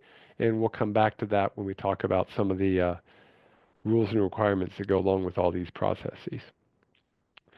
Now, once you have hired a consultant, you have an agreement, you've got an obligation from them to meet the requirements for disadvantaged business enterprises, the federal side of the program. You're going to send that down to the RLPL, and they're going to go, yep, you can go out of scoping into design, which is why it's so important to do a good job on the scope, because once you get to this process, it's much harder to change the scope. And these will be chapters 7, 8, and 11. Okay, so now we're going to start preliminary design and right-of-way, and right-of-way is such a big step that it gets its own part of the title. Okay, so we're into design now. Okay, so now design, you'll notice when we look at the circle, the wheel, has a lot of steps. And people go, oh, there's so many steps. Hold up, it's okay. It just has a lot of steps because there's a lot of breakpoints, a lot of places where you have to stop and wait for approval to go to the next step. That's really the issue. It's not that it's half the project. In fact, we know the construction may be the largest time frame, but there's a lot of preliminary steps that are involved, okay? So there's preliminary design, there's something called a design approval document, there's then the detailed design from there. You actually acquire the property, the contract, and the authorization to go out to bid. So that's really just a matter of there's 6 steps in this area. So the first one, of course, is preliminary design. There's a whole bunch of phases. If you look at the state's project development manual, the little game of life, it actually talks about the various phases in the first 4. But in this case, you're going to take that project scope, you're going to review it for its federal aid eligibility, which you've already done, hopefully during scoping, but you're checking it again. This is where you're going to be making your technical decisions, concrete versus steel, roundabout asphalt, roundabout concrete, what kind of crosswalks are you going to be using, different kinds of traffic control devices in an intersection. This is where you're making the technical decisions. You're going to be looking in the environmental reviews. You're going to have to coordinate with other municipalities, regulatory agencies, utilities, all that fun stuff, and start that process. And you're going to be bringing in the public. Okay? This is where you're going to be taking that initial estimate for scheduling cost, and you're going to be doing a final estimate of scheduling cost. Going to get a lot more detailed information. Now, I said coordination, and I mentioned already a couple, but let's just ask ourselves, who do we have to coordinate with here in New York State? Be specific. Who would you have to coordinate with? The DEC, Environmental Conservation. Yep. Who else? Army Corps of Engineers, State DOT, the State Historic Preservation Office, SHPO. You're going to want to work with your RLPL to get all that done. They can help you. They have a list. There's also a list in the local projects manual. You're going to want to talk to the public. You're going to talk with local highway departments. You're going to need to talk to other municipalities. I don't see the list of the municipalities. There's a county, but is there a town? Is there a village? Is it multiple towns, multiple villages, multiple counties? Okay? When I worked for Yates County, we had a bridge that was all in Yates County. The approaches were in Ontario County. Had to coordinate with them. Okay? Yeah. So you start making yourself a list. And again, this is something you may have wanted to do during the initial phase. Okay? Because, yeah, is there a water district? Is there a sewer district? Do you have to deal with any utilities? There's railroads I see in there. Yeah. And again, these are things you might set up a meeting with all these folks. You might just go around and talk with them. There's lots of different ways. There is going to need to be some public involvement. So who has to be included in public involvement? Who really needs to be? Obviously everyone, but who in the public are we talking about? Are there particular groups of people that need to be communicated with on a regular basis? Anybody using that roadway? People along that corridor? Okay? Any disadvantaged residents, especially people who are going to be delayed or detoured? Obviously, your stakeholders. That stakeholders could be your businesses. It could be your schools. It could be a local community center. Obviously, it makes a huge difference for the people who live in the area or work in the area. Okay? That means you're going to need to also involve the elected board people in the area. So all the elected officials need to be communicated with. Okay? So don't forget them when you're doing the discussion. And bring in DOT. Make sure they're part of the discussions. That's actually a good thing to have them there. Okay? Any affiliated organizations, maybe there's a local chamber of commerce. You could bring them into the process. Okay?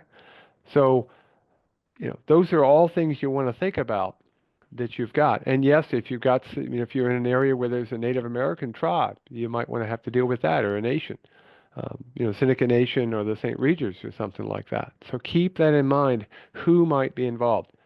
Again, I like to do some of these things during my scoping process, but that's why I would walk through this whole process we're talking about today before I go out and get my funding. Okay. Now, let's talk about this one. This is going to take us a couple of minutes, but this is a pretty important one. Right-of-way. Right-of-way is really important in the federal process, okay? The right-of-way incidentals create as much havoc as almost anything else. This all falls under something that's commonly called the Uniform Act, okay? Officially, it's called the Federal Uniform Relocation Assistance and Real Property Acquisition Policy Act. That's a long thing to read, so we call it the Uniform Act. It also falls under a thing called the right-of-way in real estate. That's another law. And New York State has its own eminent domain procedures law. Here's the key, the thing to walk away with. Right-of-way for a federal project has to be in writing and is submitted with the design report and needs to meet the requirements of all three of those laws, the two federal and the state law. It has to be in writing. So that means you're going to have to do a title search to make sure who actually owns the land. You're going to be preparing something known as a brochure that puts all of these things together and includes all the maps and the deeds and any property appraisals that have been developed. And at the end of this, when you match that up with the design of the project, you're going to have a table of proposed right-of-way acquisitions. Okay?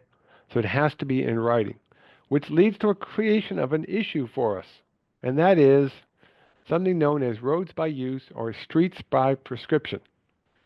Okay? 90% of the town system, 80% of the village system, and about 3/4 of the county system in New York State are roads by use or streets by prescription. Okay? And what that did was, it was a series of laws that were passed back when we were first getting our road system put together, and we wanted to have roads without going crazy. We said, well, if the public has used it for 10 or more years, then that's a road. And the width of the road is determined by how much the agency, the owner of the road, has actually used and maintained. Okay? And it falls into two laws, one Highway Law 189 and Village Law 6626. Um, Again, that's not in writing. That's just by use. So under that law, under the roads by use, streets by prescription law, mark on this picture. You can actually click right on the picture. Where would the right-of-way be in this case? Where would the right-of-way be in this case?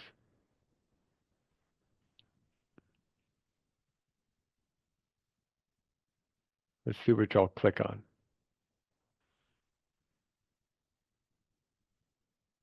It is possible it's the front line of that fence. It's certainly not that tree. That tree is not in the right-of-way. That tree is out of the right-of-way. Even if it had been there at one time. If you let a tree grow up, a fixed object grow, anything above about 4 inches, that's not in the right-of-way. And it might be the edge of pavement, which many of you have marked. Because if that's all the municipality has maintained, the town or the county or the village, and they've never done anything on the shoulder, that may be all they have. That's why under federal aid, you cannot use roads by use. You have to go out and get things in writing. You're going to have to get easements or purchase land, something that is a document that can be filed. Okay? So it could be done with an easement, but you're going to have something in writing. And why is this important? Well, it's important to know what you can and can't do, who owns the land, so we don't create problems later on. Talk about lawsuits. So let's look at an example. Here's a sidewalk, and you can see a survey was done, and there's an A on there, which stands for, acronym city time, approximate highway boundary. Okay? Um, if it's the actual highway boundary, even though usually you do A for approximate, yeah, talk about confusion. Um, the sidewalks on this thing may or may not count towards the street by use because sidewalks aren't considered necessary for a street. So in that case, if there's a sidewalk right here and the approximate highway boundary goes through the middle of them, the sidewalk goes in and out of the right-of-way, even if that right-of-way was actual. Okay? And in this case, over here on the right, the sidewalk is inside, but barely. So if you needed to widen anything whatsoever, and if it were a road by use, none of this would count. You'd have to go and get an easement for all of this stuff. So let's look at another example. Okay? A little more complicated. Surveys can get fairly complicated fairly quickly. So let me go ahead and put in the sidewalk. So we have a sidewalk here, and we have a sidewalk here. And so that you don't have to try to distill this completely, let me put on there the actual deeded boundary lines. These are deeded boundary lines. There's one there, and there's one there. Okay, you see that? Got that in your head? Let's say now you're doing work, okay, on this roadway, and you want to take that sidewalk and you want to extend it in both directions. You don't want to have it stop like it does now, okay? You're not widening the road. We're just going to make it simple, we're going to just assume you want to take that sidewalk and extend it to the right where it says the word abandoned on the north side, and to the left where it says abandoned on the left side. I've got that same picture without the yellow marks. Where is the southern edge of the needed right-of-way in this case? Where is the southern edge of the needed right-of-way? Yeah, it's the southern edge of that sidewalk. Oh, well, maybe you need a little bit more. You got some drainage features. Um, do you have any catch basins? Do you have to place any kind of appurtenances that are long-term maintained by the municipality other than just a simple sign? So, yeah, your actual right-of-way is at the front end of that sidewalk, but you actually need to the southern side as a minimum. So you're going to have to acquire that in writing, okay? Either with an easement or by purchase of the land, possibly going all the way to the world of eminent domain, though we try to avoid that when we can. Okay? And of course, when you do your survey, you may find things that are like, what's going on here? So here's a survey, and if you look carefully, there's the sidewalk, and there's a sidewalk, and there's the edge of the right-of-way. When they put the road in, or the street in this case in, they moved things around, nobody checked, and the sidewalk now actually goes on private land. And that creates all kind of problems. You have to have these things resolved, okay? We don't want something like this. Does anybody raise your hand if you've ever seen the Hess Triangle down in Greenwich Village? The Hess Triangle is a small piece of land that was never properly acquired by New York City. It's 25-inch on one side. A few of you have. The other's a convenience store. It's, if you're walking Greenwich Village, go find the Hess Triangle. You can actually see it. And it's never been dedicated for public purposes. Okay? So it's this little triangle that is supposed to be public, but really isn't. And somebody put in a little tile for it. You have to have it in writing. Okay? Now, you can do that with easements. If it's a long term, it has to be a permanent easement. You can get a temporary easement for construction purposes, but make sure that when you're done, whatever the permanent easement is includes everything. So if I was in this case, I was putting in this small little culvert, and I was using federal dollars for it. Let me make sure my pen's working here. And let's see, I'm going to go with yellow. I think that will actually do the good color. Obviously, you're going to want to have, during the minimum you'd want to have is probably out here to the edge of your head wall or your wing wall. That'd be the minimum right of way you'd want to have. And you might be able to come back some. That's the minimum. During construction, however, you might need to be way out here. And you might even think about, do I want to maintain it later on? And if I do, maybe this line here, the one on the right, is my permanent easement location. So I can properly clean that out. So think about that. And if you need to purchase it, purchase it. Okay? That's can be paid for with federal dollars, but you got to make sure that was included in your scope when you went to get the money. Okay?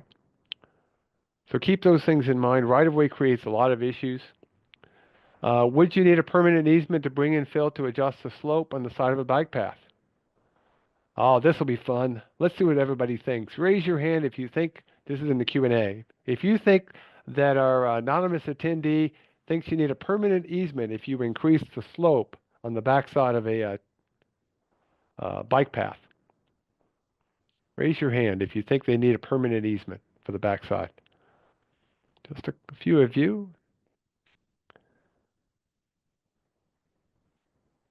About 10 of you have said yes. And here's the question that I would ask myself. Are you ever going to want to maintain that bank? If the answer is yes, the answer is you need a permanent easement. Okay? So in that particular case, yeah, you're going to want to maintain that bank. What happens if somebody plants a tree and it makes it unstable, or they decide to excavate into it? Okay? Without that easement / right-of-way, you don't have any control. You don't have the ability to stop somebody from doing something that might be detrimental to your highway or your bike path. Okay? Get it now. Get it now. But don't move forward. And this is one of those strange quirks. During this phase where you're trying to figure out what you need to have, you can go out and look, but you don't do property negotiations. You don't make any commitments and offers. You don't even acquire property.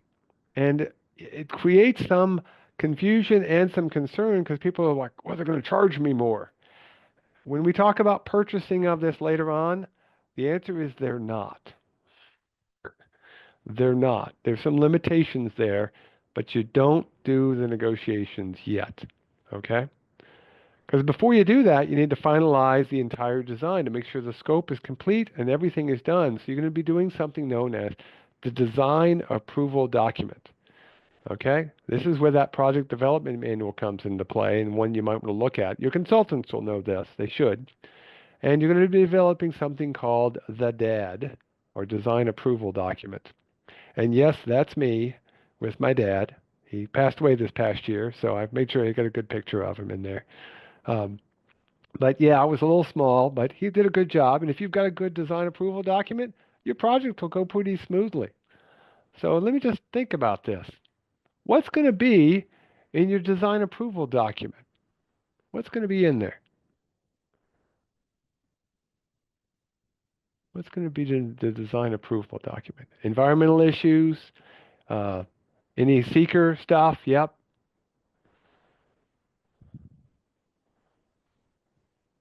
How about all that stuff we did on scoping before?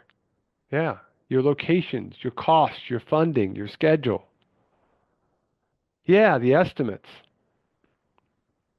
If you've got alternatives, are there preferences? Are there scores that you're going to want to do later on to choose between A and B? Are there any requirements, such as environmental or historical, that you have to meet? Okay? How do you justify it? In some cases, we have to justify why we're doing something. Okay? So yeah, the design approval document essentially is the final scope before the engineers do a final design. So it's a pretty important document. So get your pen ready. Want to go through a few things that exist in the DAD that you might not have thought about. Okay? You ready? Okay? This is not this is not super comprehensive. I don't have everything. I'm listing the ones that are the most common issues that people miss that should always at least be reviewed and always thought about. Okay? There are 7 of them we're going to go through fairly quickly. Okay? And then we'll actually, let's see. We'll go through a few of them and we'll take our lunch break. We'll finish up the DAD discussion after lunch. But let's go through a few of these until the quarter point of the hour. So the first one is the Environmental Approval Worksheet. This is a worksheet that will be included in your DAD report that essentially looks at the NEPA, National Environmental Policy Act, and goes through and makes sure you're meeting the requirements. And what they've done is they've created a worksheet so you don't have to memorize and know NEPA.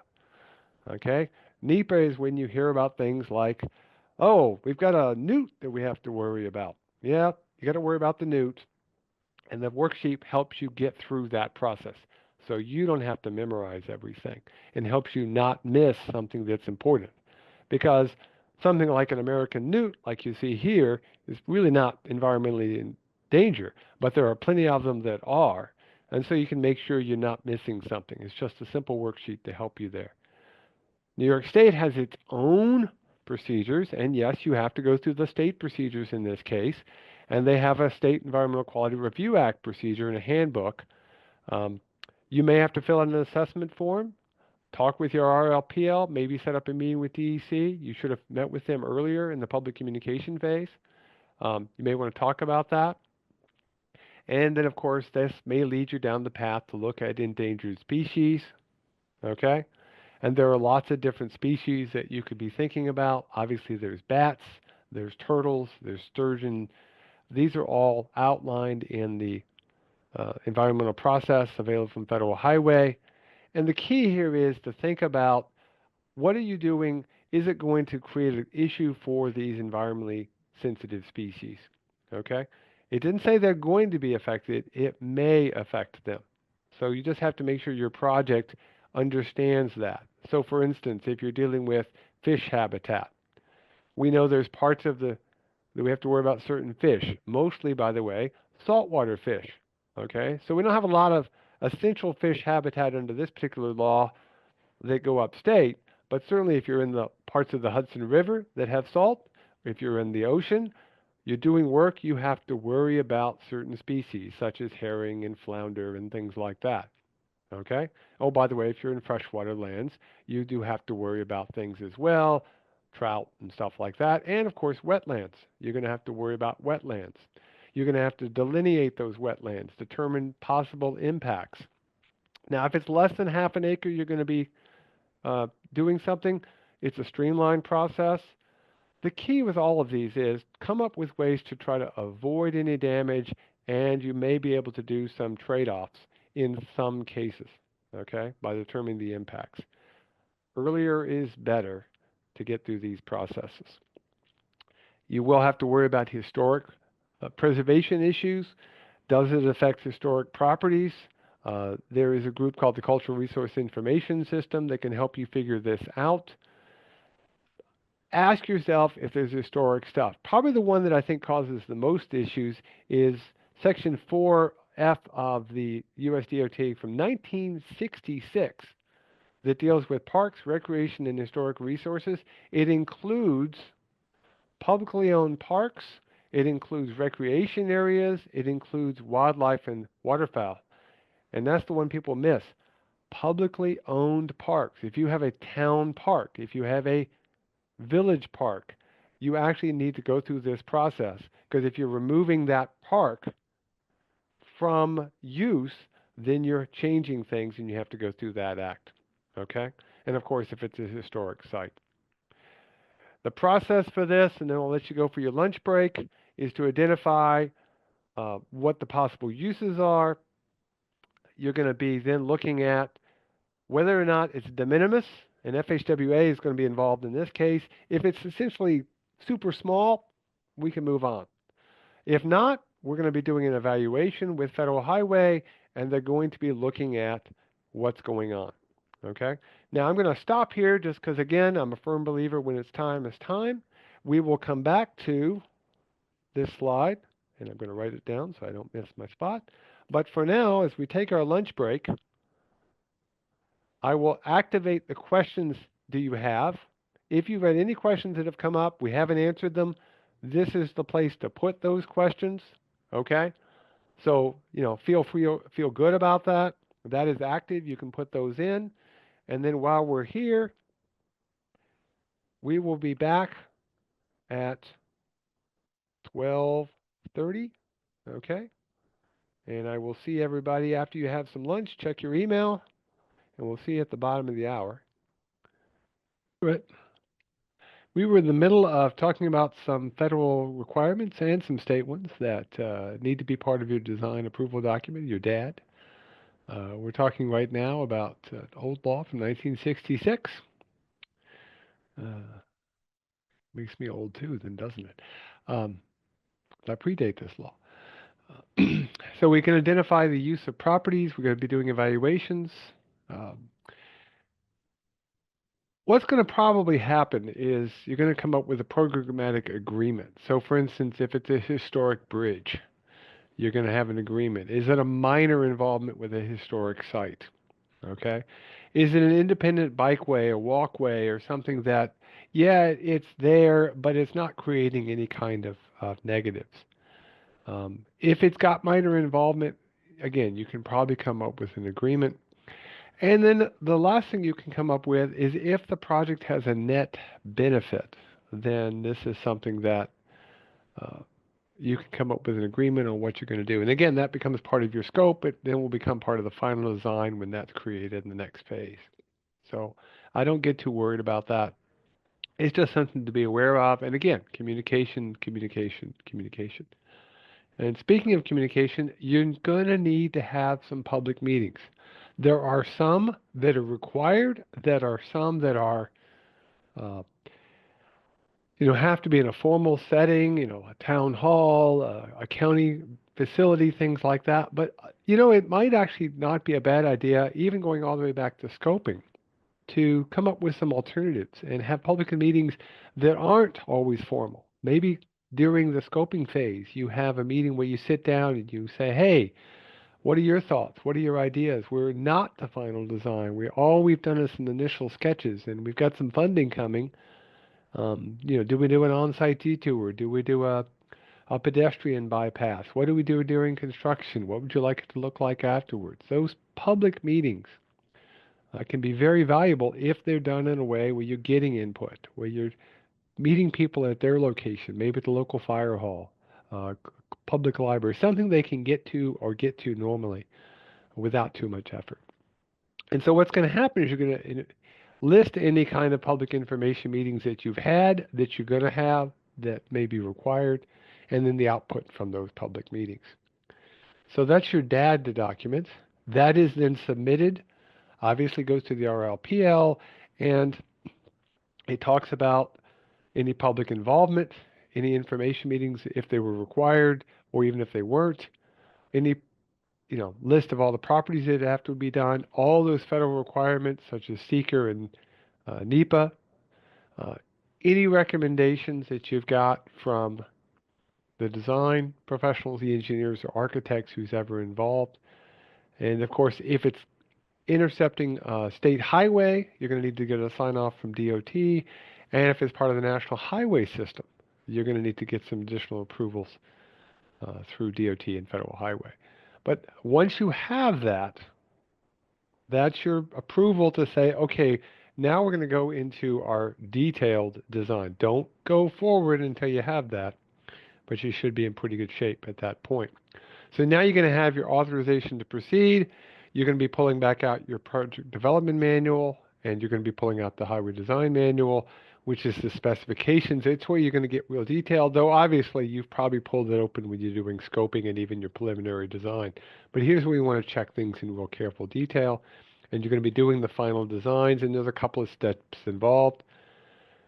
If you don't know the highway design manual, you definitely want to have that in your bag of tricks, federal aid or not. It's definitely a document you want to have because it helps you figure out thickness of culvert pipes and how much asphalt you need to place, all kinds of fun stuff that's going to be done in that particular case. Now, once you've got your final design, as part of this process, you're going to be acquiring your property.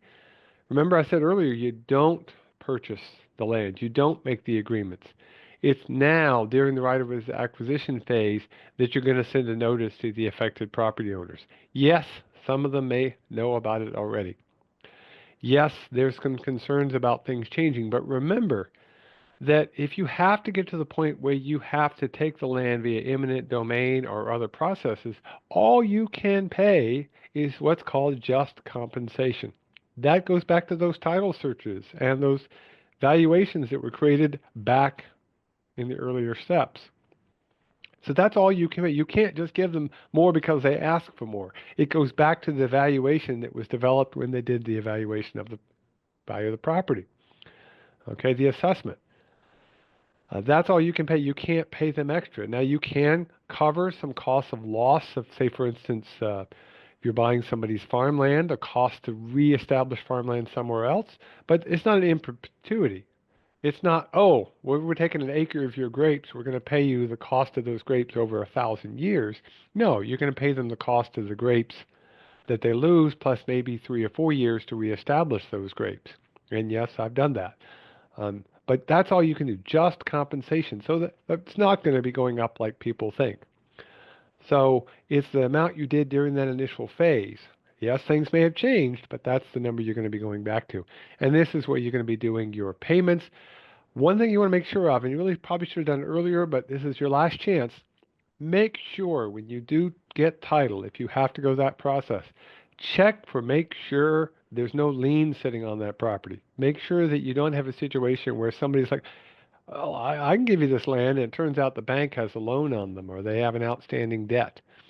Because once you make those payments and you get acquisition to the title of the rights to the property, you may have purchased those liens as well. You shouldn't be doing that. You really should not let that happen.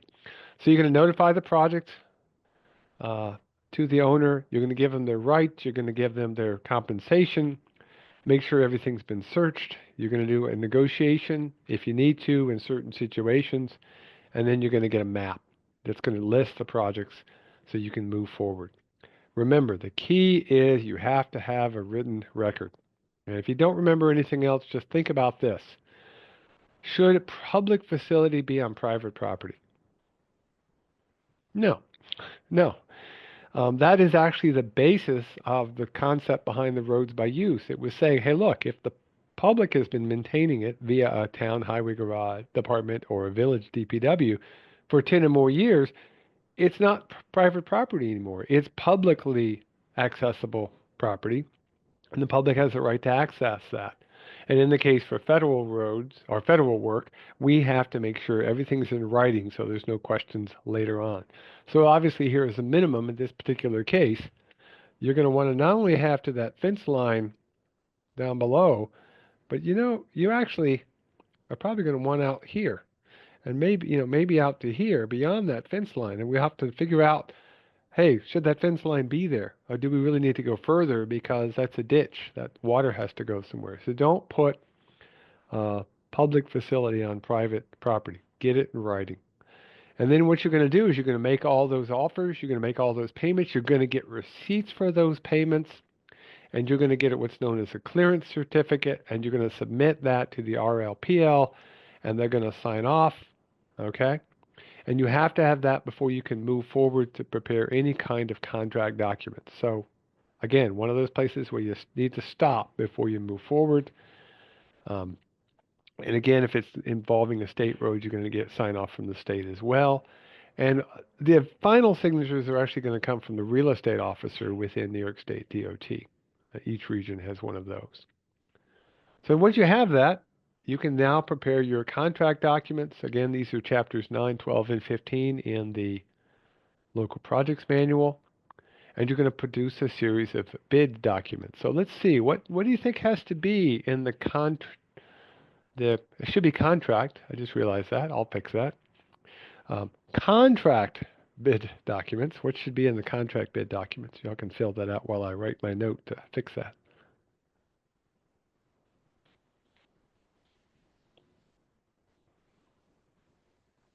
And you need to have your plans. You'll need to have things about collusion, some boilerplate stuff.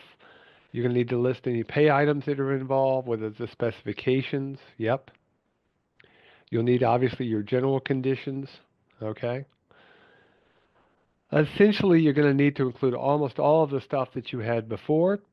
You're going to be preparing everything to go into the advertisement, which means you're going to do your final plan specifications and estimates. You're going to be doing any kind of permits.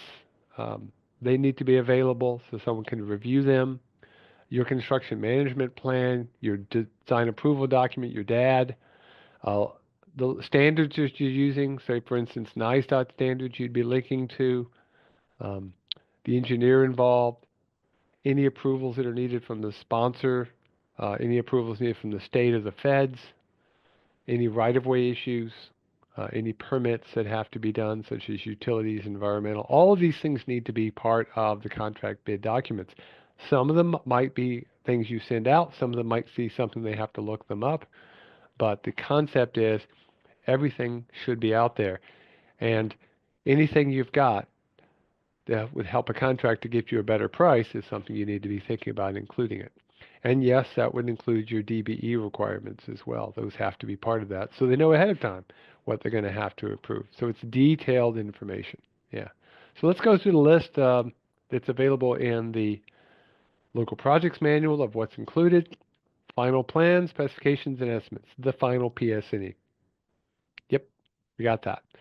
The final construction management plan. Now, I say final, I really should just say construction management plan because it might change, but the one you have at the time when you're going out to bid, any right-of-way clearances, that you've got the right-of-way, there's no questions asked there, any permits and agreements, or that those permits and agreements are coming within a particular time frame, what are the limits on those agreements, the design approval document, who is the engineer in charge, or architects, I suppose, if it's a building, but the licensed professional responsible for design, and of course, the local agency's got to have their,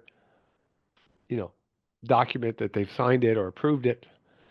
And of course, you'll need additional approvals if it's on the national highway or state system. And there should be a detailed engineer's cost estimate included as part of that. So everybody knows up front what the estimate is from the engineer, and everybody then should be close to that. And if they're way off, then we have to ask, where's the issue? These things can happen with inflation, we know that, but these are all things that should be included. And the time frames, of course. So what you're going to have is you're going to have specifications, you're going to have drawings, you're going to link to the NISDOT specifications. If you have a special specification, it has to be approved ahead of time by New York State DOT. So if you want to include something that's not in the New York State DOT specs, you're going to have to get approvals ahead of time because you must use NISDOT specifications on any public road unless you are a municipality of more than 3 million people. There is one of those in New York. I think you know where it is. Otherwise, it has to be approved ahead of time. And the documents have to tell people where the right-of-way lines are so they know exactly where their limits are, where they can work without getting extra easements. There are some standard federal provisions that have to be included, federal clauses, including prevailing wage rates for New York State, and you have to include the New York State Wicks law provisions if there's a building involved. Okay? You can use an alternative bid system, say concrete versus steel for a beam for a bridge or something. But again, that has to be approved ahead of time. Okay? So just be aware of that. Now, you cannot include certain things with, of course, exceptions to the certain things you can't include. So the first one that comes up is you can't include proprietary items. Actually, you can. You can, but there are restrictions. New York State has some restrictions. Really, you should make sure those are approved ahead of time because you do have to justify why you're using a proprietary item. That was changed in the last couple of years, but you do have to have a reason you're doing it. You can't just say, we like this proprietary item. You have to have justification, and that should be approved ahead of time. You cannot use warranty systems for the project. Okay, there are some limited places you can use them, but generally stay away from warranty kind of situations. You can't have retainage. Retainage is not part of the process with federal aid. And of course, you have to make sure you don't put language in there that conflicts with any federal requirements. So again, just have things checked over, use somebody else's to get started, and go from there. Now, how are you going to put it in? How are you going to build it? Well, you can use competitive bidding. That's the primary way things are done with federal aid. And remember, if it's more than 350,000, you've got some limitations on what you can do with your own force account. But you can do force account, but that again has to be pre-approved by NISDOT or Federal Highway and only should be used if there's a finding that it's in the public's interest and it's cost effective. So most of the time, the work is going to be done doing competitive bidding, though there might be some force account on maybe some cleaning up the appurtenances or putting in some shoulders or certain things where the force account people, the in-house folks with the local agency can do things because it's just hard to write them into the spec or because you're already pretty good at doing these particular things. Now, some of you may have heard of design build. In general, design build is not allowed on local projects. The state is allowed to use it in certain situations. There are some cases down in New York City where they're allowed to use it. But if you're in New York City or if you're with the state, you should make sure you know when you can and cannot use design build. It has limitations. There are some concerns that people have with it, and it currently is not available for local projects outside of the city unless you're on a state system. Okay?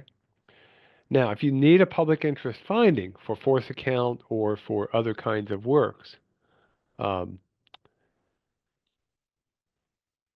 you need to have required approval. So, for instance, if you're going to be using things provided by a state or public agency, a perfect example of that is the Tappan Zee. Um, the Tappan Zee bridge beams that were provided. Of those, you had to have a public interest finding for those things to be given to local agencies. Specifying the use of proprietary items. How are you matching this up versus a non-proprietary item? If you're going to have a storage or disposal site, that actually has to be included as part of the overall documentation. So why aren't we using just the public right-of-way? Why are we using a different site, and how are we doing that? And again, there's a very limited place where you can put in warranty kind of situations, and you'd need to make sure those are in writing ahead of time. Okay? So, a couple of other contract issues to keep in mind as you're putting things together, something I would think you'd want to think about. First off, there's something, Everybody knows it as Buy America. If you actually technically read the Bipartisan Infrastructure Law or the IIJA, its actual official acronym is now BABA, BABA, Build America, Buy America. Buy America is a portion of that, and this includes manufactured products. Okay, the rules are changing on this. They may change again with the new administration coming in, but just realize that generally for manufactured products, for steel and iron, construction materials, you need to be using things manufactured or made in the United States. There are some exceptions. There are some rules involved. Just keep that aware that generally foreign material has to be less than 0.1% or $2,500 of the total contract amount, unless it's been pre-approved or you've got a waiver. Okay? And again, this is especially true for steel and iron, and again, even for manufactured products now. There are some exceptions, but before you go too far down the path, check with your RLPL. They can check with Federal Highway. They might even set up a meeting with them to figure out whether it fits the requirement. Think of it this way. Getting a waiver has to be done prior to installation, and truth be told, it really should be done prior to bidding. There are some exceptions that already exist. So for instance, if it's known as a de minimis cost or a small grant, there may be some waivers for certain small projects that are very small.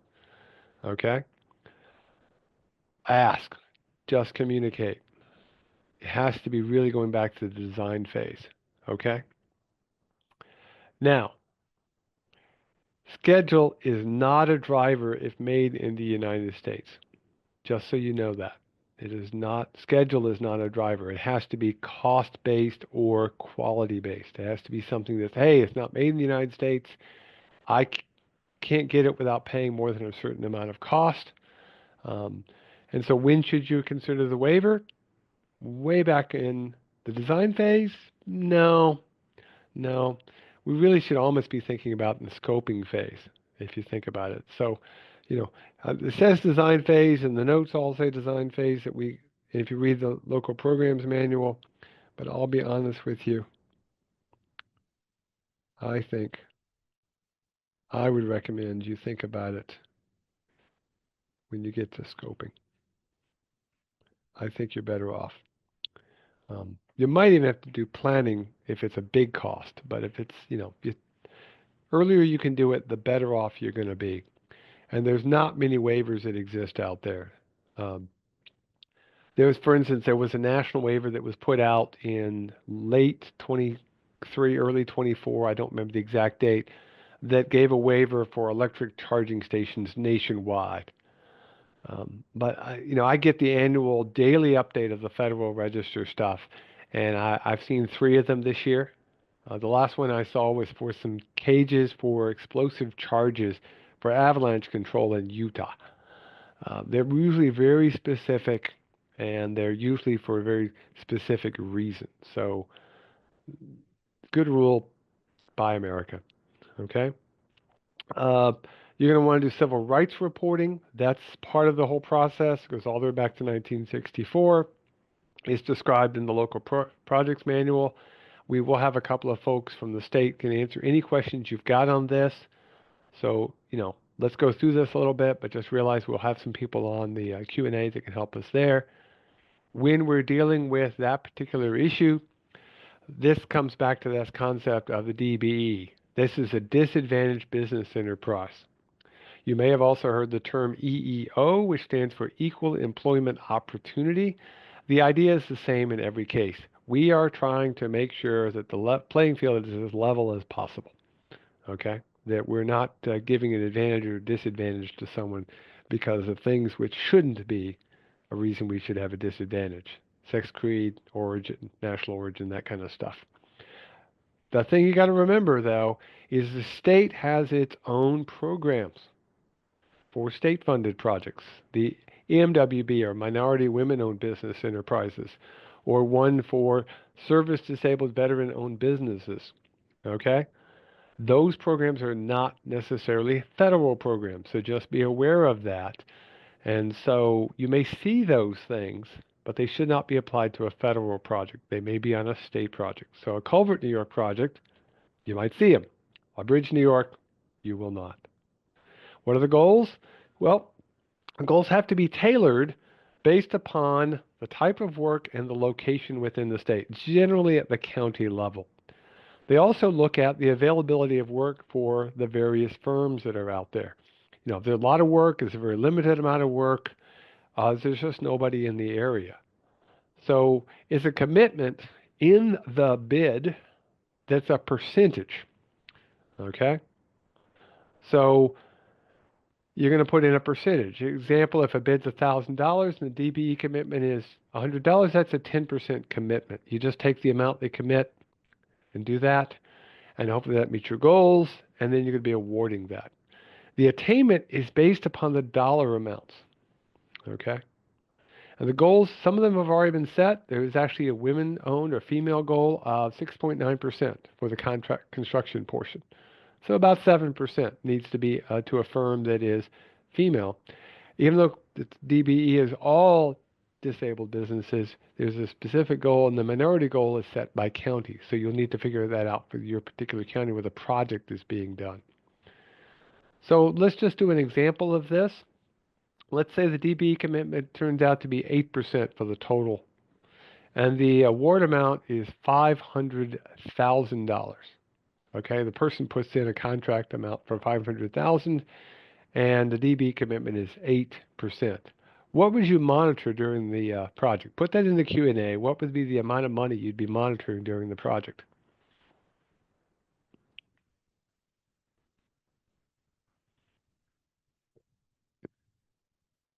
See if somebody's got their calculator or slide rule. I got a slide rule here. I can pull it out.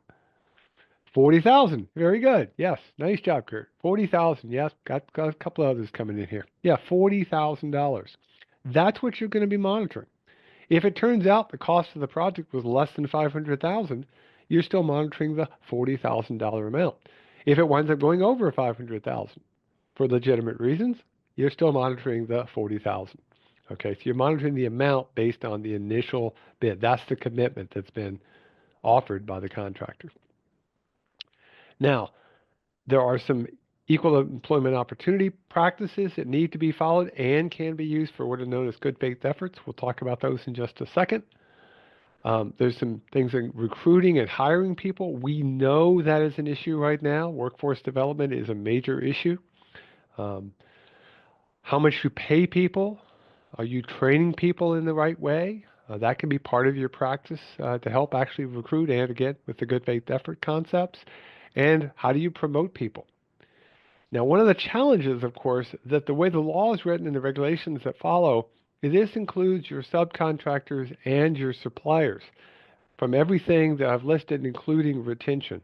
So be aware of that a contractor needs to be checking with their subs to make sure that their subs are also doing their role, doing their responsibility. Now, whatever work they're doing has to actually have some value. It can't just be paperwork, okay?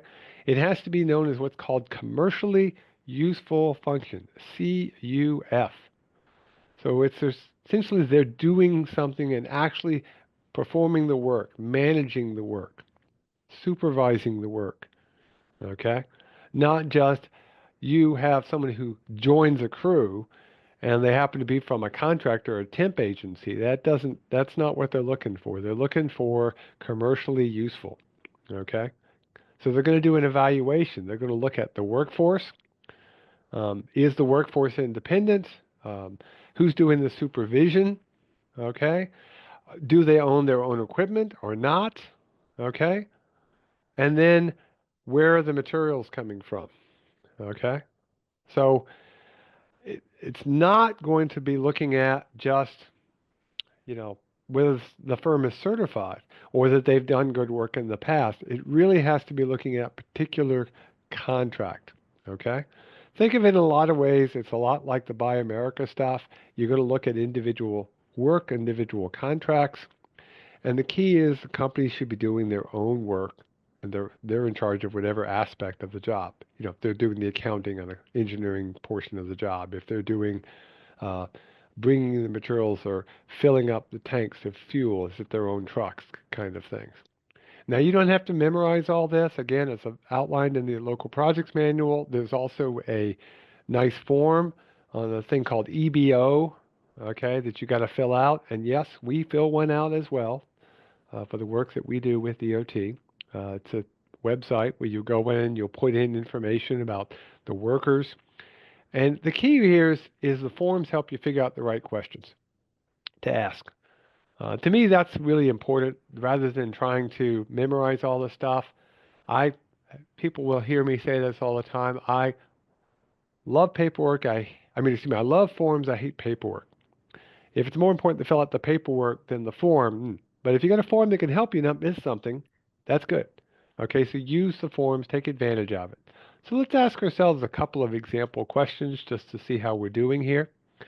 We'll do a couple of quick case studies just to see. Okay. So I have a disadvantaged business enterprise, a DBE, subcontracted to furnace and install the rebar on the bridge deck. So they're actually going to come in and install the rebar. A review of the documents submitted with the material certification showed the steel was delivered and invoiced to the prime contractor. So the prime contractor, not a DBE, uh, is the ones who delivered and invoiced on this particular material. Okay? So what does this documentation tell you?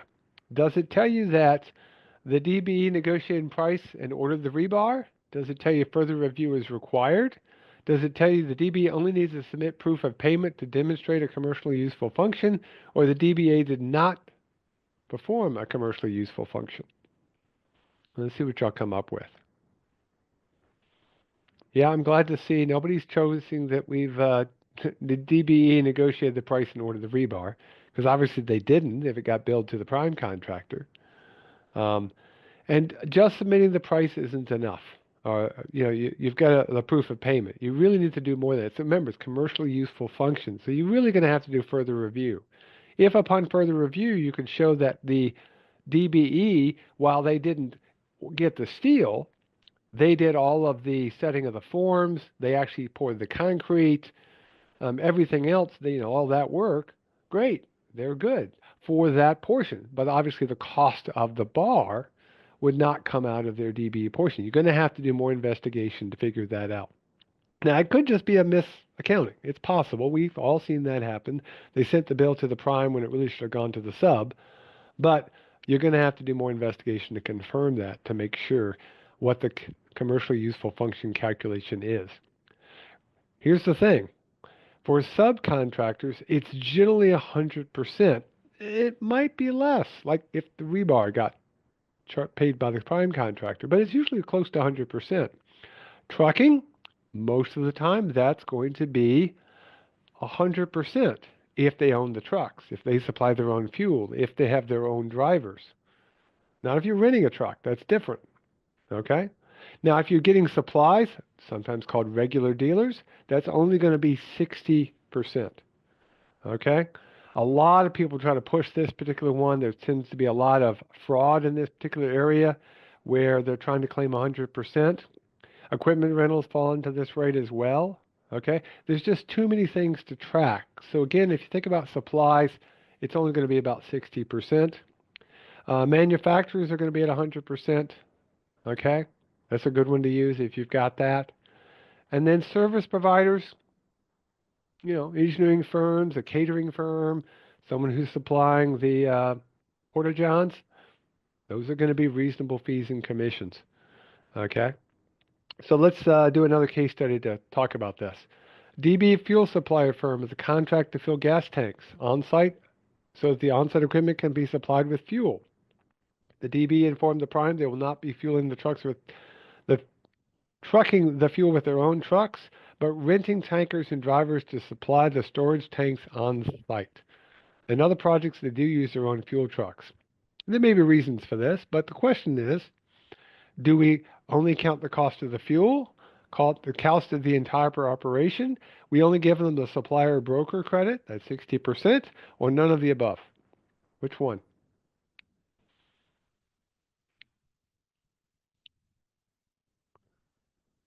Interesting. They don't have their own trucks. and equipment. So they're no longer a trucking firm. They're not doing everything. They've just become a supplier. They buy it from somebody else, essentially. If they're buying it from somebody else, all they get is a supplier amount, i.e., 60% C. It's even if they're leasing it long term, you have to, anybody who's just supplying things and not doing anything is really a broker, a supplier. They only get the 60% credit. Okay? So make sure if you're hiring a firm and they're a DBE, they're doing everything. They're not just acting as an intermediary. Okay? Because obviously all that trucking work, all the cost of those trucks, that's not the DBE. That's another firm. Okay? So if you're not sure, ask.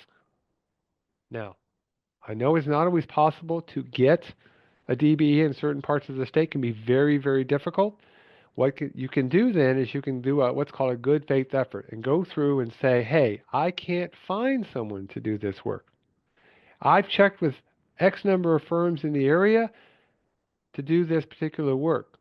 So I can't find good faith effort. So give me some examples of things that would be things you could do to try to find firms that are DBE firms to meet the requirement. What kind of things could a contractor do to meet that requirement? Give me some examples. You could do some advertising. Yep, absolutely. Okay. That's one of the most common things that we do.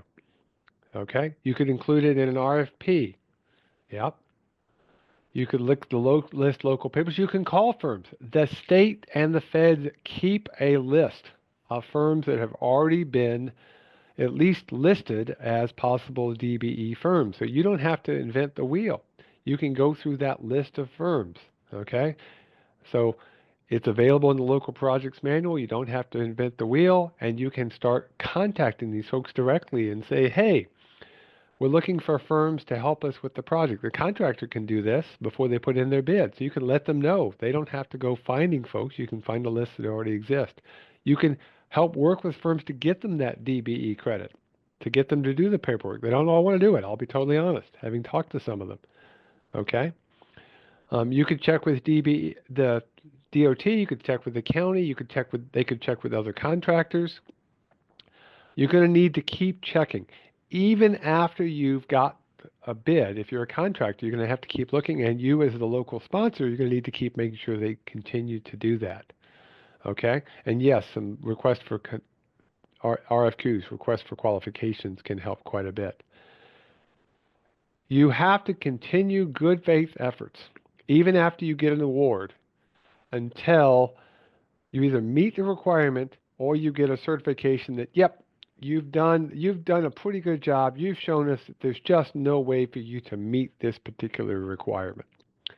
Remember, though, if you're doing post-good award ones, they must be new things. You can't just contact the same firms and say, hey, they still don't do it.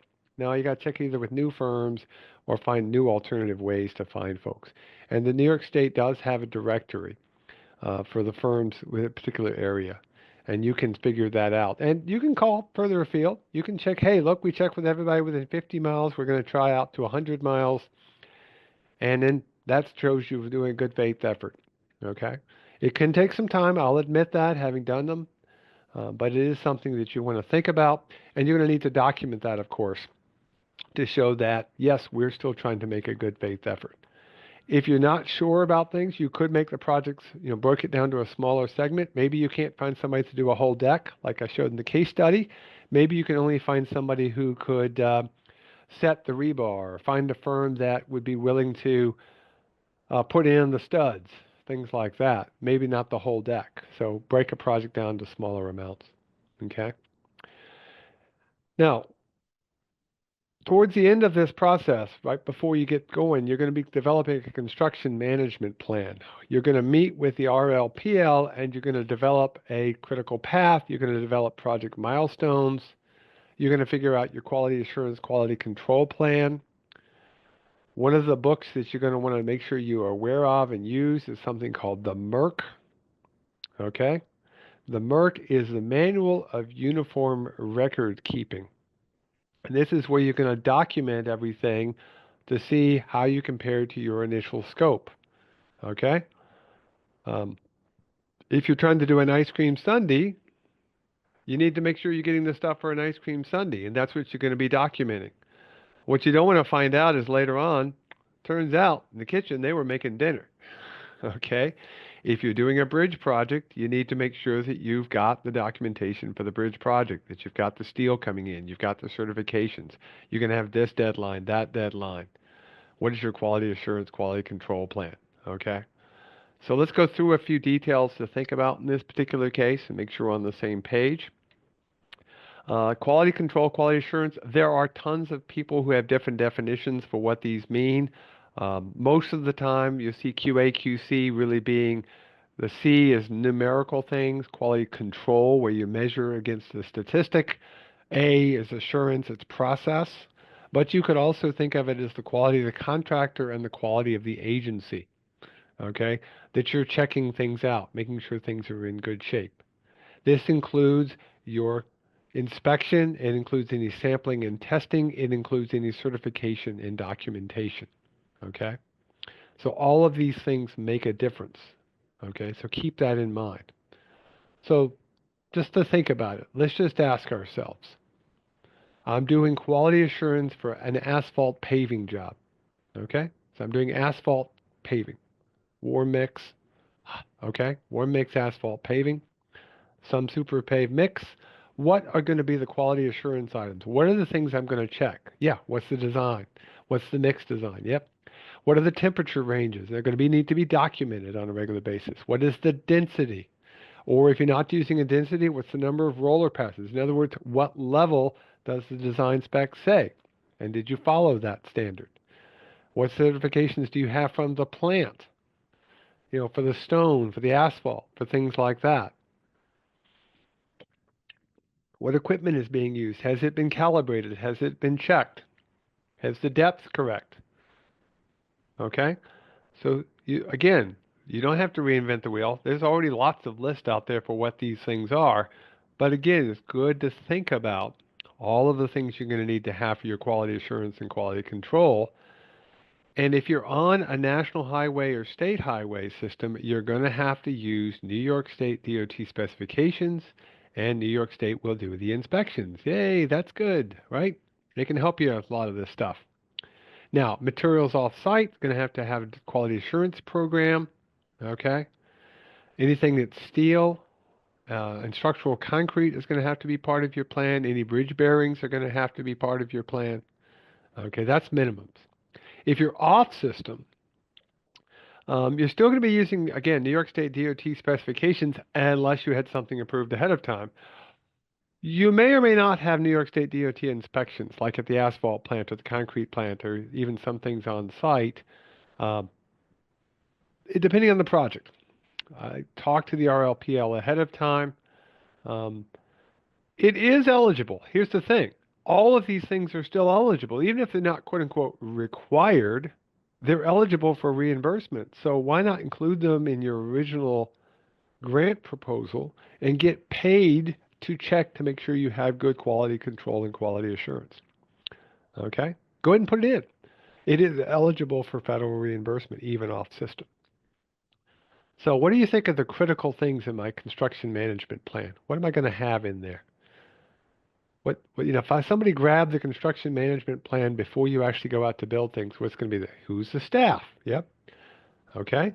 Who are the contacts for the project? Oh, by the way, one of the things you can do with this particular little poll that we're doing, if you agree with the answer, just click on the thumbs up. If you disagree, click on the thumbs down. We'll rank these things automatically. It's a pretty good thing. What is your work zone traffic control? Yeah, that's part of it and part of the bid cost too. Who's doing the work zone traffic control? Do you have an organization chart? Okay. Are there any vendors involved? What's the safety plan? Yep. Okay. Let's scroll up. Went too far. Sorry about that. I got to go over here to do this. Let's go down towards the bottom of the list. Emergency contact, staff, permits. Oh yeah, permits. Oh, that got a few pluses. Yep.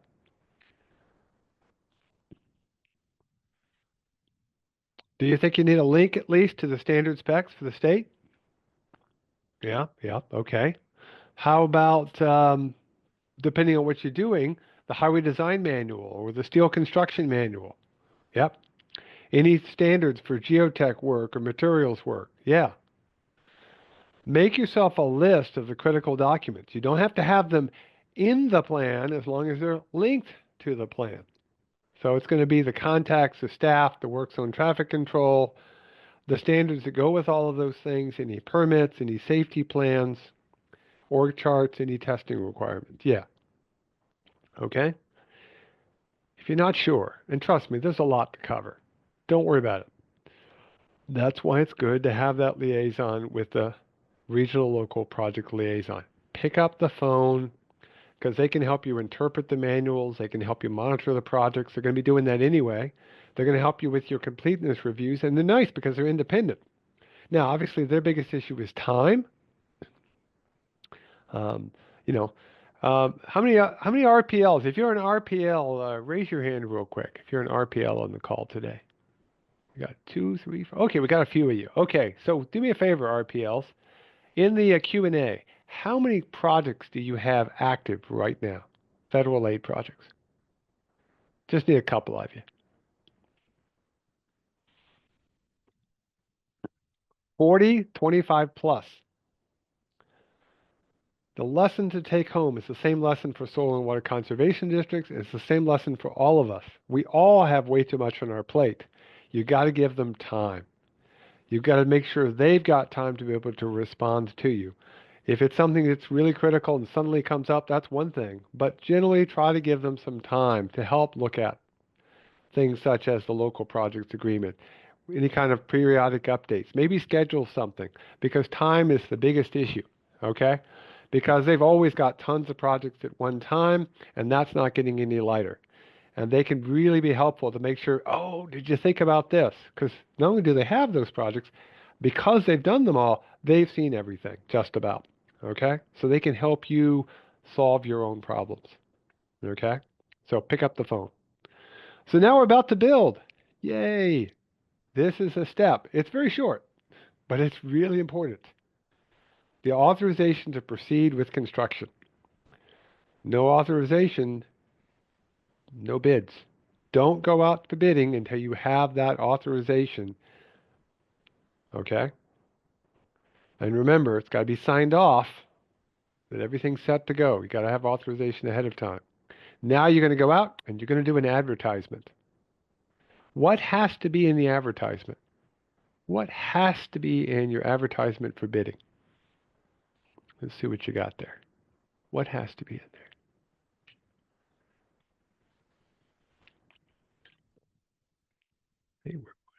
You have to have the dates. You have to have the plans and the specs. You have to have any deadlines. What's the letting or opening date? Okay. Where are they going to be opened? Remember, we still physically open them in a place. Okay. Yep. Very good. Okay. Closing date. Okay. We'll see. There's a couple of things. We'll go through the list of the minimum requirements in just a second. Where's the project? Yeah, that's good. I like that. Yeah. Where's the project? If you've got a bid response sheet, that's got to be included, especially if you're doing alternatives. Okay, so the alternatives can be compared, so everybody's in the same. What's the point of contact for questions? Okay, yeah. Pre-bid meetings, are you going to have one? Where are you going to have one? You are going to have one. Where are you going to have it? Scope. Okay, let's go look at the list. Ah, one I bet I know you were going, I knew it, but I didn't want to put it down. What are your goals for disadvantaged business enterprises or equal employment opportunities? What are you going to require that they put in? What is the designated PIN, project name, and description? That was assigned when you got the grant, so that has to be part of the bid document. In fact, it should be on every single piece of paper somewhere so we know what project we're working on. Small and simple. Who's the owner? Okay?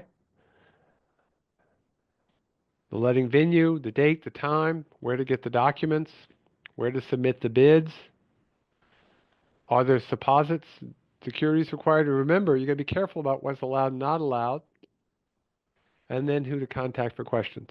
That's the parts most of us get. You should advertise in the New York State Contract Reporter as well as a local um, system. And remember, you cannot just email things. You got to be able to get a physical copy still. Okay, so the New York State Contract Reporter, your local newspaper, this is recommended. You may not have a really close one, but you should market it. Not going to hurt to do multiple places. And the minimum time between when you advertise and when you open is 3 weeks, with, of course, exceptions for emergencies and things like that. If you make an amendment, that amendment has to be sent to all the bidders with a copy to the State Department of Transportation. Okay, so let's say you put out a proposal, somebody submitted a question and says, hey, I noted that you said that the rebar was supposed to be a number 8, but looking on the plans, it was actually supposed to be a number 6, or vice versa. And you realize, yep, that's an error in the bid document for the sheet that listed all the steel. You would put out an amendment. You can do that, but you have to do it to all bidders. You have to notify DOT, and you may need to modify the date. Okay? And remember, you cannot just email bid proposals. They have to submit them in paper still at the moment. That may change, but again, where we are now. So now we are finished design. This is when we're now moving into the construction phase of the project. Okay? Whether it's our safety improvements, whether it's a project plan, whether it's a bridge, whatever we're trying to do. So this is we're going to be doing our construction phase. So we're now over here into the yellow portion. So we're going to do bidding and awarding, construction, closing the project out. Okay? So let's get through bid and awarding, and then we'll probably, yeah, I don't, we might get to construction before we take our afternoon break. Let's just see how we do here. This is described in chapter 14. You're going to have your bid opening in your pre-award. You have to open things publicly. You're going to analyze and look for the low bid, and then you're going to evaluate their responsibility. You don't just accept it carte blanche. You can go, they don't meet certain other requirements, or they put some caveats in here we just can't accept. You can look at their DBE plan and go, yep, we're good. Or you can say, you don't meet the requirements. You need to get information to us. You got 5 days to do it, or you've got to get a good faith effort. Getting a good faith effort in 5 days, really, really hard if they haven't already done a lot of the work. So they should list what work they've already done. Otherwise, it's going to be really hard to meet that requirement. The bid opening and the pre-award, remember, we're not negotiating. This is a bid. So you do not negotiate. Okay? No negotiations. As part of the bid opening, as part of all of the paperwork, there is a requirement for monitoring and reporting.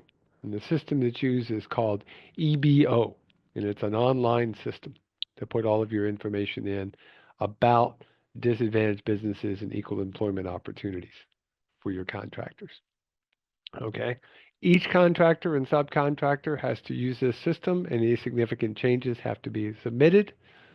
Okay? Pick up the phone. There is a form that's filled out in the documentation. You'll see it's listed here during the construction phase to do a workforce participation plan, and there's a form that's filled out. The reality is that should be done in design. You should have already done this.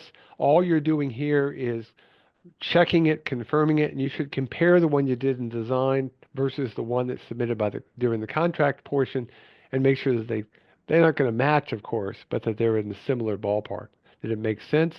And it's done separately from EBO. Okay, it's not done it is available on the web, but it's not done via the same site. And it's submitted by the contractor, and you compare it to the one that you did, draft one you did for the design phase. Assuming all of that gets done, you're going to submit the award to DOT and say, we have an award, and you're going to have certain things you submit, and you're going to submit with concerns or without them, any amendments, certification by the local responsible official or responsible local official, and then you're going to be able to move forward. once you get concurrence from the DOT that you've awarded to the lowest responsive and responsible bidder. Okay? So, hey, guess what? We can now build things. I like it. Okay. Yeah, this will be a fun one to finish up our first hour in the afternoon. Just as a typical project, let's see. We did a rotary before, so let's stick with our rotary. What might be some construction problems you'd see when you're putting in your roundabout, replacing an existing intersection? Give me some examples of some construction problems that might come up, may have already come up, you may have seen them. Ah, the utilities got moved. Yeah, yeah. Or they aren't getting moved. Ah, I got to match up the driveways and the grades. Might be a survey issue. Yeah, that's a possibility. Oh, some subsurface conditions that you didn't expect. There's a delay. Oh, you found somebody's sprinklers in the front yard. I like that. Yeah. Oh, inflation. Oh, inflation. No, that always hurts. Yeah, that's always a challenge. Yep. Yep. The private person. Ah, weather. Ah, I like. This is almost perfect. The weather can cause us some issues. Okay, it can change things. It changes our plans. There's trees that.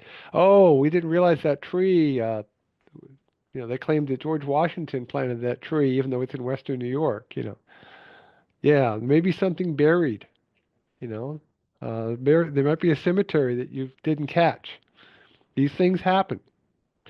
Um, could there be issues with the equipment that's being used? Maybe you're putting in some rail systems and there's some problems with the rail. Did you think about ADA issues or did something change? Okay. This is why it's important to have a good QA/QC plan. This is why it's important to have material certifications. It's important to have good inspectors. We know there's going to be construction problems. Again, I like to go all the way back to run the whole project, and as part of the project, I sort of think, okay, what are the things I'm likely to encounter? If you're in an old urban area and you're doing something that involves utilities, you're going to have other utilities and basements and things you're going to run into. If you're doing a bridge that's been there for 150 years, you might come up with some things you didn't expect. Hope for the best, but plan for the worst. Now, before we actually dig a single stick of ground, we're going to do a pre-construction conference. That conference should include lots of people. That's going to include your sponsor, that's going to include your contractor, whoever's doing the inspection, whether it's a firm or being done by in-house people. The RLPL should be part of that pre-construction conference. And you're going to sit down and you're going to walk through and figure out what's important. Are there things we might have missed before we start digging into the ground? Okay, so you're going to definitely want to have that conference. Where do you have it? You can have it wherever you need to. Could even theoretically be on site if you had a construction trailer. But before you dig anything, so probably best to have it at the sponsor's garage, at a DOT facility. You could have it at the town hall, but get everybody on board so that we're involved and we know what we're going to be doing ahead of time. And then, of course, you're going to notify the workers. Um, I got this picture sent to me. I think Dave McEwen sent it to me. Um, do you see a problem here? This is the board that they put up to notify workers of all the policies for EEO and uh, prevailing wage, construction safety, all of that. Do you see a problem? I hope you do. Uh, Notifying workers, you can't get there. It's blocked. Oh, and by the way, what happens to paper when it rains or it gets snowed on like this morning and then it melts? You really need to have these in a protected location where everybody can get to them. You've got to be able to see the posters. Just putting it up isn't enough. It really needs to be in a place where people can see it. The same is true, by the way, with your stormwater management plan. I've seen these, the stormwater management mailbox behind a fence. It's supposed to be accessible to the public, but the note workers, it's got to be in a place where they would get it. Put it in where they're going to be punching in or out. Putting it inside a trailer. Put it somewhere where everybody can see it. Because we really want to have construction safety. Okay? Now, again, if they're working for a contractor, they're going to need to have taken the OSHA 10-hour course for laborers, mechanics, and workers, maybe the longer course in some cases. But the bigger key is construction safety. Okay, there's lots of dangers on the right of way. I'm going to be up at the AGC next week talking about the dangers in the right of way. Um, make sure people are ready to do the work, ready to do the job. Okay, they have the right equipment. Safety pays for itself. Okay, it's not just a catchphrase, it really does pay for itself, and that can be part of your construction management plan. You're going to have inspections. Okay, that's done via the sponsor. Okay, you're going to have an engineer in charge, you're going to have field inspectors. Okay, those could be in-house, they could be contracted. The key is you need to have a certain minimum number, and they need to be very familiar with the New York State DOT specs and any drawings, both the plans and any shop drawings. They're the ones who are going to check everything out. And you have to have approvals for any structural work. Now, if you're not sure if you want to do it in-house or not, remember this. If you're hiring a firm, you should be doing it the same way in-house, and the size of the project tells you how many inspectors you need to have. So let's just say it's a $2 million project. Okay? You're going to need to have a total of 3 inspectors. Do you have 3 people who could do the inspections in-house, and do they meet the qualifications of the National Inspection and Testing Group, NISET? Okay? Now, there are tables that go up to $1 billion project in the local projects manual. I just listed the smaller projects, but just ask yourself, do you have enough people to do inspection? Okay? Depending on the size of the project, and remember this is the equivalent full-time. Okay, that's how you can get a half. So do you have enough people to do it in-house? Okay? You're not required to have an office engineer to get to a certain size, but this does not count. This is just the inspection portion. This does not count the EIC and stuff like that. So ask yourself, do you have enough people? Because construction administration includes the contract, includes documentation, records management, coordination with everybody else. Okay? So there's lots of things involved when it comes to doing construction inspection. Don't just fill paperwork out and walk away. It's more than that. And with that, we are at the bottom of the hour. And I'm a firm believer, again, we'll take our breaks. We'll talk about a few more things with inspection, especially with NISDOT's inspection requirements when we get back to the top of the hour. And with that, let me see if I get my math to work. I will open up the poll again for your questions. Okay? And I will see y'all at 1:45. We're going to start up our last hour together. And I want to finish up our construction and hand it over to O&M, and then we'll do our Q&A panel. Now, New York State DOT does have some inspection requirements. The key here is that the actual detailed inspection day-to-day is still done by the sponsor. The DOT and the RLPL do have some requirements for assurance to FHWA that things are done. The easy way to think about it is it's something like our picture here. They're just trying to make sure everything is clear, okay, that you can see everything, that nothing's fogged up, okay? So if you think about that, it's just something to be aware of. And that's what DOT is really worried about, to make sure everything's clear, everybody knows what's going on. Whoever you have doing inspection, what is the job of the inspector? It's not what we think. Everybody wants to say, oh, it's to document things. The problem is, observations by themselves, yeah, they're going to observe conditions, they're going to observe criteria, and they're going to observe the causes and effects. Absolutely, but if that's all they do, they write down their observations, does that do any good? Okay? You know, oh, somebody was about to bury a cone. Okay? Yeah, so what? Somebody put in the Q&A that they're doing testing. Okay. The job of the inspector is to not just document something occurs, but to provide that information on a timely basis so it can be fixed. Okay? You know, obviously in this case, the conditions here, there's a sign that's pointing in the wrong direction. The cause and the effect, it could be a bolt that's sheared. We don't know. But don't just document, hey, there's a sign pointing in the wrong direction. You got to let somebody know. So whoever you've got doing your inspection, make sure they know that it's not just about filling out the paperwork. It's really about providing responsible information so that the sponsor and the contractor can get the problem fixed. Yeah, somebody needs to be held responsible so that the paperwork is done right, so that it's been put into the system. The job of the inspector is to make sure the job is the best for the client. If that means having to say we got to do something different, that's what we got to do. And that leads us to our friend, the change order.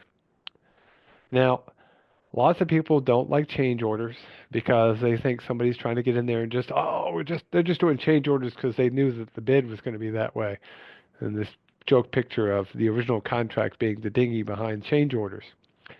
Um, no, no. Now, you may hear the term order on contracts. Since everything's done via orders, the term order on contract essentially means that we have a change order. Okay? So give me some examples of a legitimate change order item. Give me something that's legitimate, that, yep, that's reasonable. A time delay, but why? Why is there a time delay? Time delays are fine, but why is there a time delay? Without a why, this wouldn't count. A new item, again, ask yourself, why is there a new item? What is causing it? You need to think about those things. What else? Give me some other examples. Subsurface conditions varied. Yeah, that might be a possible reason. There's something in the field that was different than was on the plans. Unforeseen, unsuitable material. Okay, yeah, that's a legitimate thing. There's a why in that particular case. Okay? Yeah, so those are things to think about. Okay? A utility that you didn't know about. Yeah, for a buried utility that got missed. Those are things you might have to do a change order on them. Supply chain issues that's outside the control of the contractor could be a legitimate activity. Okay, but there has to be a why. A contract change is a change in the scope. Okay, technically you might have to go back and look at NEPA and all those other factors. It may change the cost. Okay, essentially, anytime you change in the plans and the specs, you're going to be a new or modified pay item. That's a contract change. You're going to have to adjust the payments due to the contract. You're going to have to change the contract requirements. Those are change orders. So unforeseen conditions such as utilities, yes, legitimate possible change orders.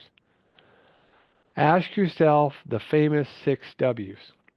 Who, what, when, where, why, and how. If you can't answer all of them, then you probably don't have a legitimate change order. And what comes first? Why? Why do you need to make this change? Why is it necessary? What is the change? How will it affect the impact on the scope and design? Where is the change on the project? When is it got to be done? In other words, how does it affect the schedule?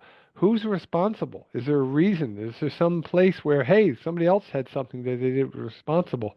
And of course, who should pay for things? If you can't answer all those questions, probably not a legitimate change order. Just because the contractor misestimated how much time it was going to take, that's not a legitimate change order. But if it rains 7 days out of 10, and that time of year normally doesn't rain, that might be legitimate.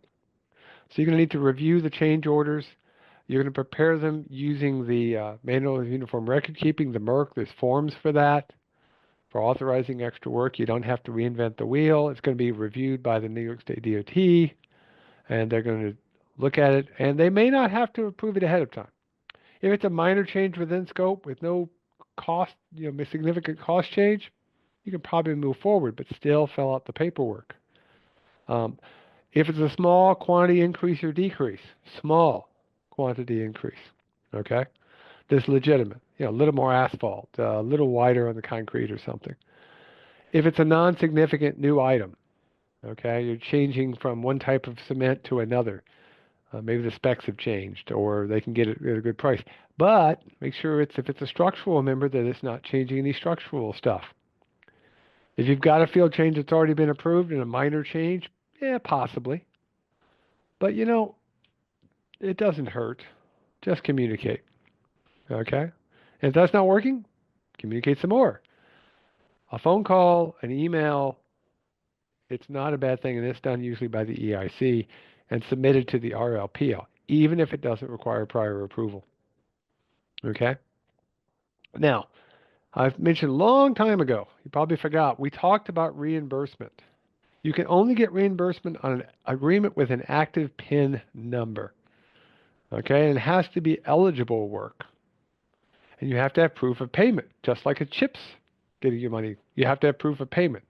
A canceled check, an invoice that's got proof of payment that's associated with it, with a bank transfer. You have to have proof of payment. And there is a reporting requirement for this. And part of this is making sure your goals are met for DBE and EEO. Here's the good news. They're generally monthly. Okay? They're generally monthly. And this includes your work that you've performed and may include stockpiled materials. Okay? If you can show those stockpiled materials were part of the project and are going to be used on the project. But remember, you can't get paid for them twice. An estimate going to be prepared by the EIC and submitted, and it needs to be timely. Cannot be inactive. Okay? So you really need to submit them, and you can't go more than 6 months. You have to submit even on a project that's inactive. You need to do some submissions, at least some notifications. Okay? Now, if something is in non-compliance, we could get a situation we could have funding issues. So make sure you get the request in. If there are issues, you may have to develop a plan. Why is it taking so long? What's going on? Why are we having problems meeting this? And what we don't want to have is something called a corrective action plan. On the other hand, if you've got a problem with a project, this is a much better alternative than almost anything else. If you've got concerns, pick up the phone and say, hey, we're having issues. Can you help me? And so you'll develop a plan to fix the problem. Because remember, as I said earlier, the goal for Federal Highway and DOT is to get successful projects completed. That's really what they're trying to do. They're going to come in. They may have to do some auditing. Yes, that's part of the process. And they're probably going to add some monitoring to things. But these are good things because they can help move a project that's gotten stalled for some reason. Okay? There may be a financial review or a fire review that's going on. These are good, positive things. Because what we don't want is if the correction action plan doesn't work, we may be leading towards something called a FAIN. We'll talk more about FAINs in just a second, but essentially this is the possibility of losing money. Okay? So we don't want FAINs. It's a form of enforcement where they essentially say you are no longer eligible for federal aid. It's a federal aid ineligibility notice where they may withhold payment, they may withhold the ability to go to future projects, and other actions. We don't want FAINs. Nobody wants them. So try to avoid them. Pick up the phone, talk to somebody. That's always your best bet.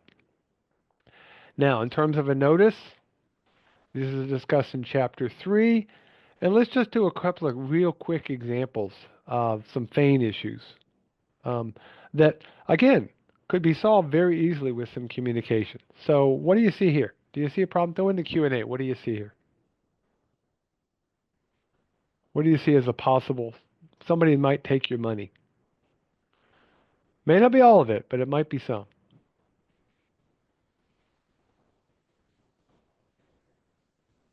See if somebody wants to put in the Q&A what the problem is here.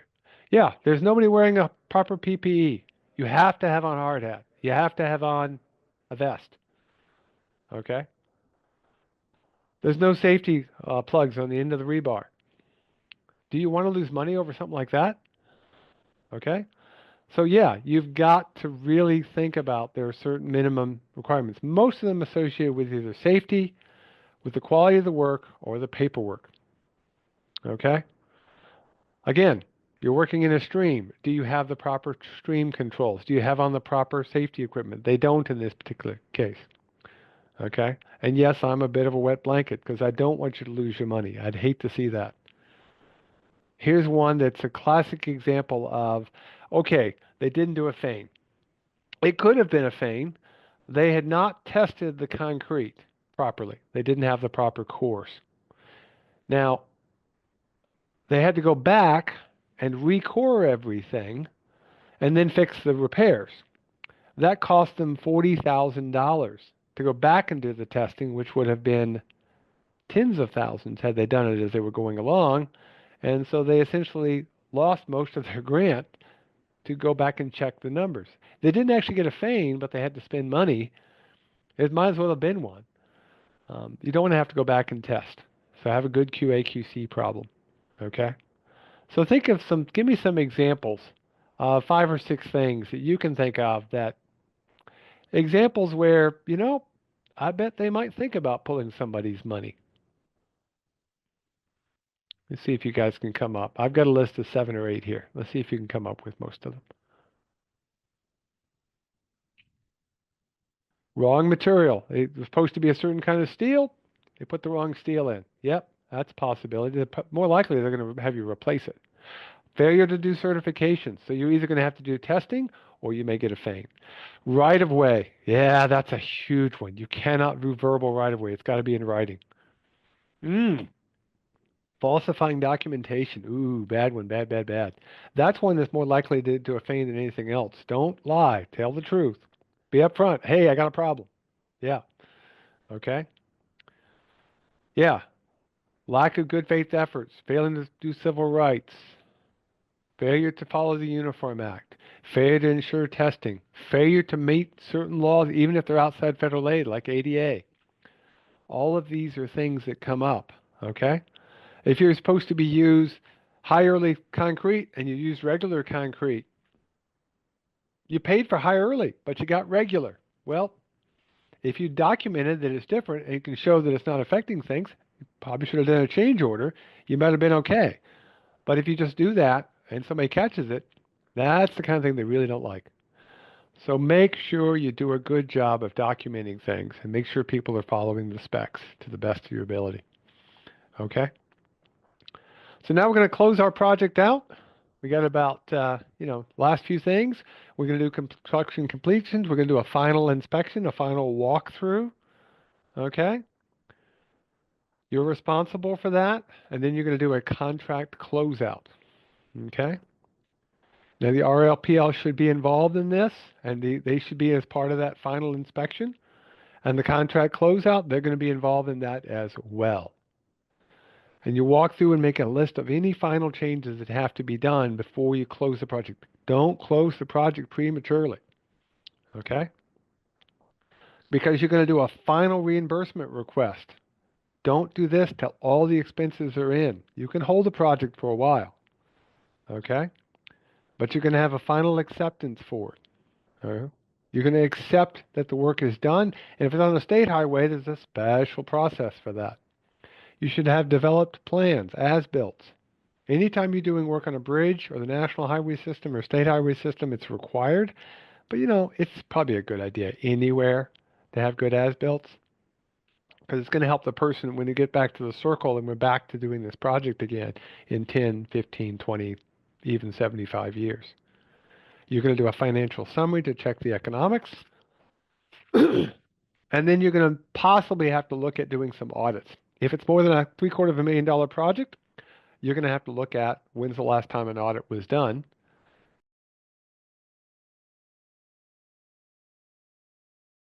I like the mute button when I need to cough. And if it's a consultant, 100,000, anything above about $300,000 would be for a consultant audit that you'd come up with. Okay.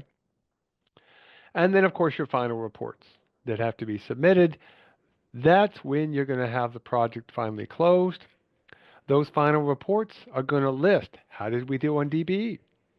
How did we do on EEO? Was the contractors paid in time? Okay, a list of all the payments. And you're going, how do I remember all of this? You don't. Again, There are forms. You don't have to memorize any of this. There are forms you just go down and check to make sure things are there. So then somebody later on can know there's a final inspection that's been done. The DBE's been checked, and it's all included, and the right forms are used. And again, I'm reading your brain. You're going, the font's too small. I know. The form's on the web. You don't have to memorize any of this.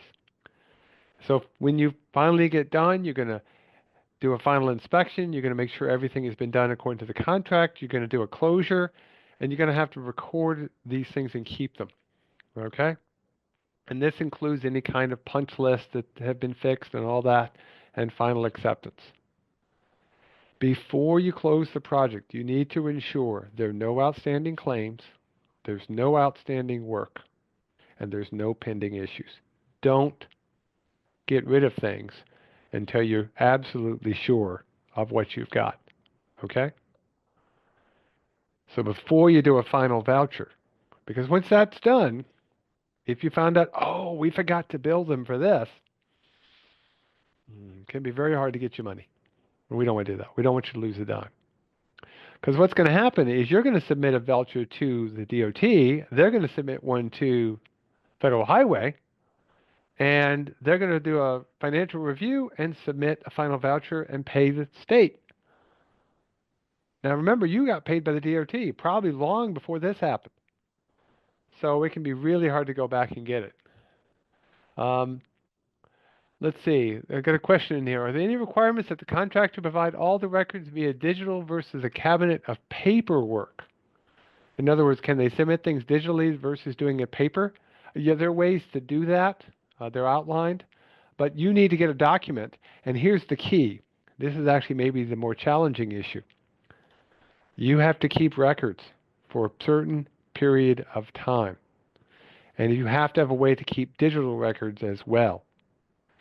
The records retention procedures vary, and there is actually an EB on this. It's EB 20029. If it includes any state funding, it's going to be a minimum of 15 months for any financial information. If it involves anything that's got CHIPS money involved, okay, that's going to be 36 years because it was bonded. The bonds are 30 years. You got to keep it for 6 years after that, so it's 36 years. And by the way, that's for financial stuff, like the contractor's information. But as-builts, you got to keep them 6 years beyond the life of whatever has been built. And if it's a road or a bridge, it's the life of that bridge plus at least 6 years. So it's pretty much forever. Okay? Now, there will be some audits that are done. Those might be done by Federal Highway. They might be done by the state. Heck, it might be done by the EPA. There may be audits. Those audits might be financial. They might be looking at environmental issues. The best way to solve a problem with an audit is have good paperwork. You just hand it and you go, hey, here you go. Can make a huge difference, okay, to have good quality paperwork. I know nobody likes this being a fan of audits, but I'm a big fan of good paperwork saving you later on. So don't worry about audits. Think more about good quality assurance, good quality control, good paperwork, good quality work in construction. Okay? Because now we're going to pass everything over to the operations and maintenance folks. And once we do that, hey, we're in great shape then. We've done our planning, we've got a good scope, and we can now start to maintain our project. That's why I'm a big fan, whenever you're thinking about getting any big project, walk this whole thing through. Think about what is the consultant process. Think about the scope. Think about the design. What are the things that might cause you grief? And mentally walk through that whole project to try to solve your problems later on. Because operating and maintaining a facility, oof, that's an issue. That's something that we have to think about. Part of your design process might be to, well, come up with a design that has less O&M. It's easier for you to maintain rather than saving a little bit of money in the design. Because you and I both know maintenance is one of the first things we tend to want to cut. So, in the Q&A, what do you think is the most important thing in this whole process? What one word am I about to show on screen? What is the most important thing in this whole process? See what you'll come up with in the Q&A. What's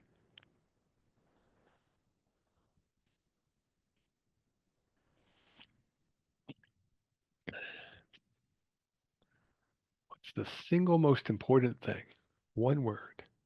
Records? Oh, that's good. That's good. I like that. That's good thinking. It's really close to what I'm about to put up on screen. Ah, very good. We have a winner. Mark's our winner. Yay. Communicate.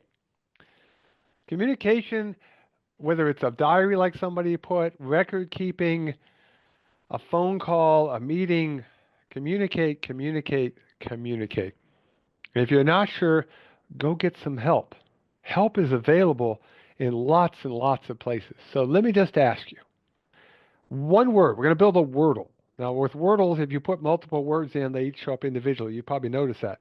Where can you go to get assistance? Where can you go to get assistance? Your RLPL, very good. It's one good thing about acronyms. You can look online. You can go to the DOT. That's somebody put that in the Q&A. Yeah. Okay. You can look in the local projects manual. Very good. Yeah. There's lots of help out there, whether it's a federal project or any project. You can talk to your peers. Absolutely. Other counties, other towns, people who have done projects. It's one of the reasons we should go to these regional and national meetings to talk to each other and statewide meetings. You can, yes, you can give us an email and give us a call. Okay? But remember, like in RLPL, we've got too many projects on our plate, so time is our biggest issue. But there's lots of resources. Don't assume that you have to know everything. You can't. Go get some help. And we're going to hear from some folks with a Q&A in here in just a couple of minutes to go through some of your questions. And if you've got other questions, we can answer them as well. Okay? Now, what I want to do, I just want to help you understand that federal aid, actually, there's some pretty cool things you can do with federal aid. Okay? So I've picked a select few projects. I could go on for a long time, but I picked a few that I thought were pretty cool projects. So this is one. This is a combination project. Both Dutchess County and the town of Wappinger did some improvements on a road where there were intersection improvements and there were probably to improve safety. The total cost was about $9 million. And because of some local things they wanted to add on, they didn't get an 80% federal share, but they got about 75% federal share, about 20% state support, and then local was only 6%. So 6%, that's a pretty good deal. Okay, now it's all tax dollars, so we should treat them that way. You know, it's not like that federal dollars aren't our money. They are our money. But they improve the alignment. They improve sight distance. They do a better job of access control and guide rail. Very good safety type project. Okay, always eligible. Town of Yorktown? In Yorktown Heights, they did a railroad station restoration as part of a trail. Okay? So they had a trail project. They had this old station, and they were able to use federal funds to help make that a way stop, a museum on the trail. Now, again, because of some of the things that occurred, it's about 30% paid for with locals and the rest paid for with federal aid. But they used the Transportation Enhancement Program to do this. Okay? So it doesn't always have to be safe to your bridges. Though, of course, bridges are by far one of the larger areas we spend our money on, and that's where the local uh, design service agreements come from. That's the county highway superintendent. And in this particular case, the village of Mamaroneck, and yes, villages do have some roads, though I've never quite understood why it wasn't a town, but that's an interesting challenge that someday I'll figure that out because it should have been a town bridge. But uh, villages and towns got a bridge that's going to be hard for them to fix. A $3 million bridge replacement. Again, federal aid to help do that. City of Rochester did a road diet on East Main Street. It's a $12 million project. Okay? So, again, things can be done on roads, on trails, on bridges. You can do things such as the City of Kingston for ADA and bicycle improvements. You can do a local road safety plan, as we've talked about in some webinars recently. There's lots of possible funding sources out there. Ask yourself the question, do you think this is something you can maintain when you're done? And is this better to be done with federal dollars, state dollars, or local dollars? And again, next week we'll be doing a webinar on grants and funding sources, and we can talk about that in a little bit more detail. I want to end our time together, okay? And let me go find, I got to go find this. Hang on. I almost, there it is. I have this weird thing called paper. You ever heard of it? It's a weird thing, paper. Students don't know what paper is. I'm going to throw a couple of acronyms up on screen. I want you to tell me what they stand for, just to see. Again, if you know all these acronyms, you'd be in great shape, okay? So let me pull up my pen, get a right color. Okay, let's do P, S, and E. We did that one already, but let's just see if you guys have that. P, S, and E. Put this in the Q&A. We're going to do 3 of them, and then we'll do our Q&A. Plan, specifications, estimates. Very good. Okay. How about Dad? Let's do Dad. The design approval document. Yeah, which is one of the ones you have to have before you can move on. Okay. Now, this isn't an abbreviation, but it's one I do want you to think about. When I say the word sponsor, who am I talking about? If it's a local project going through the state DOT.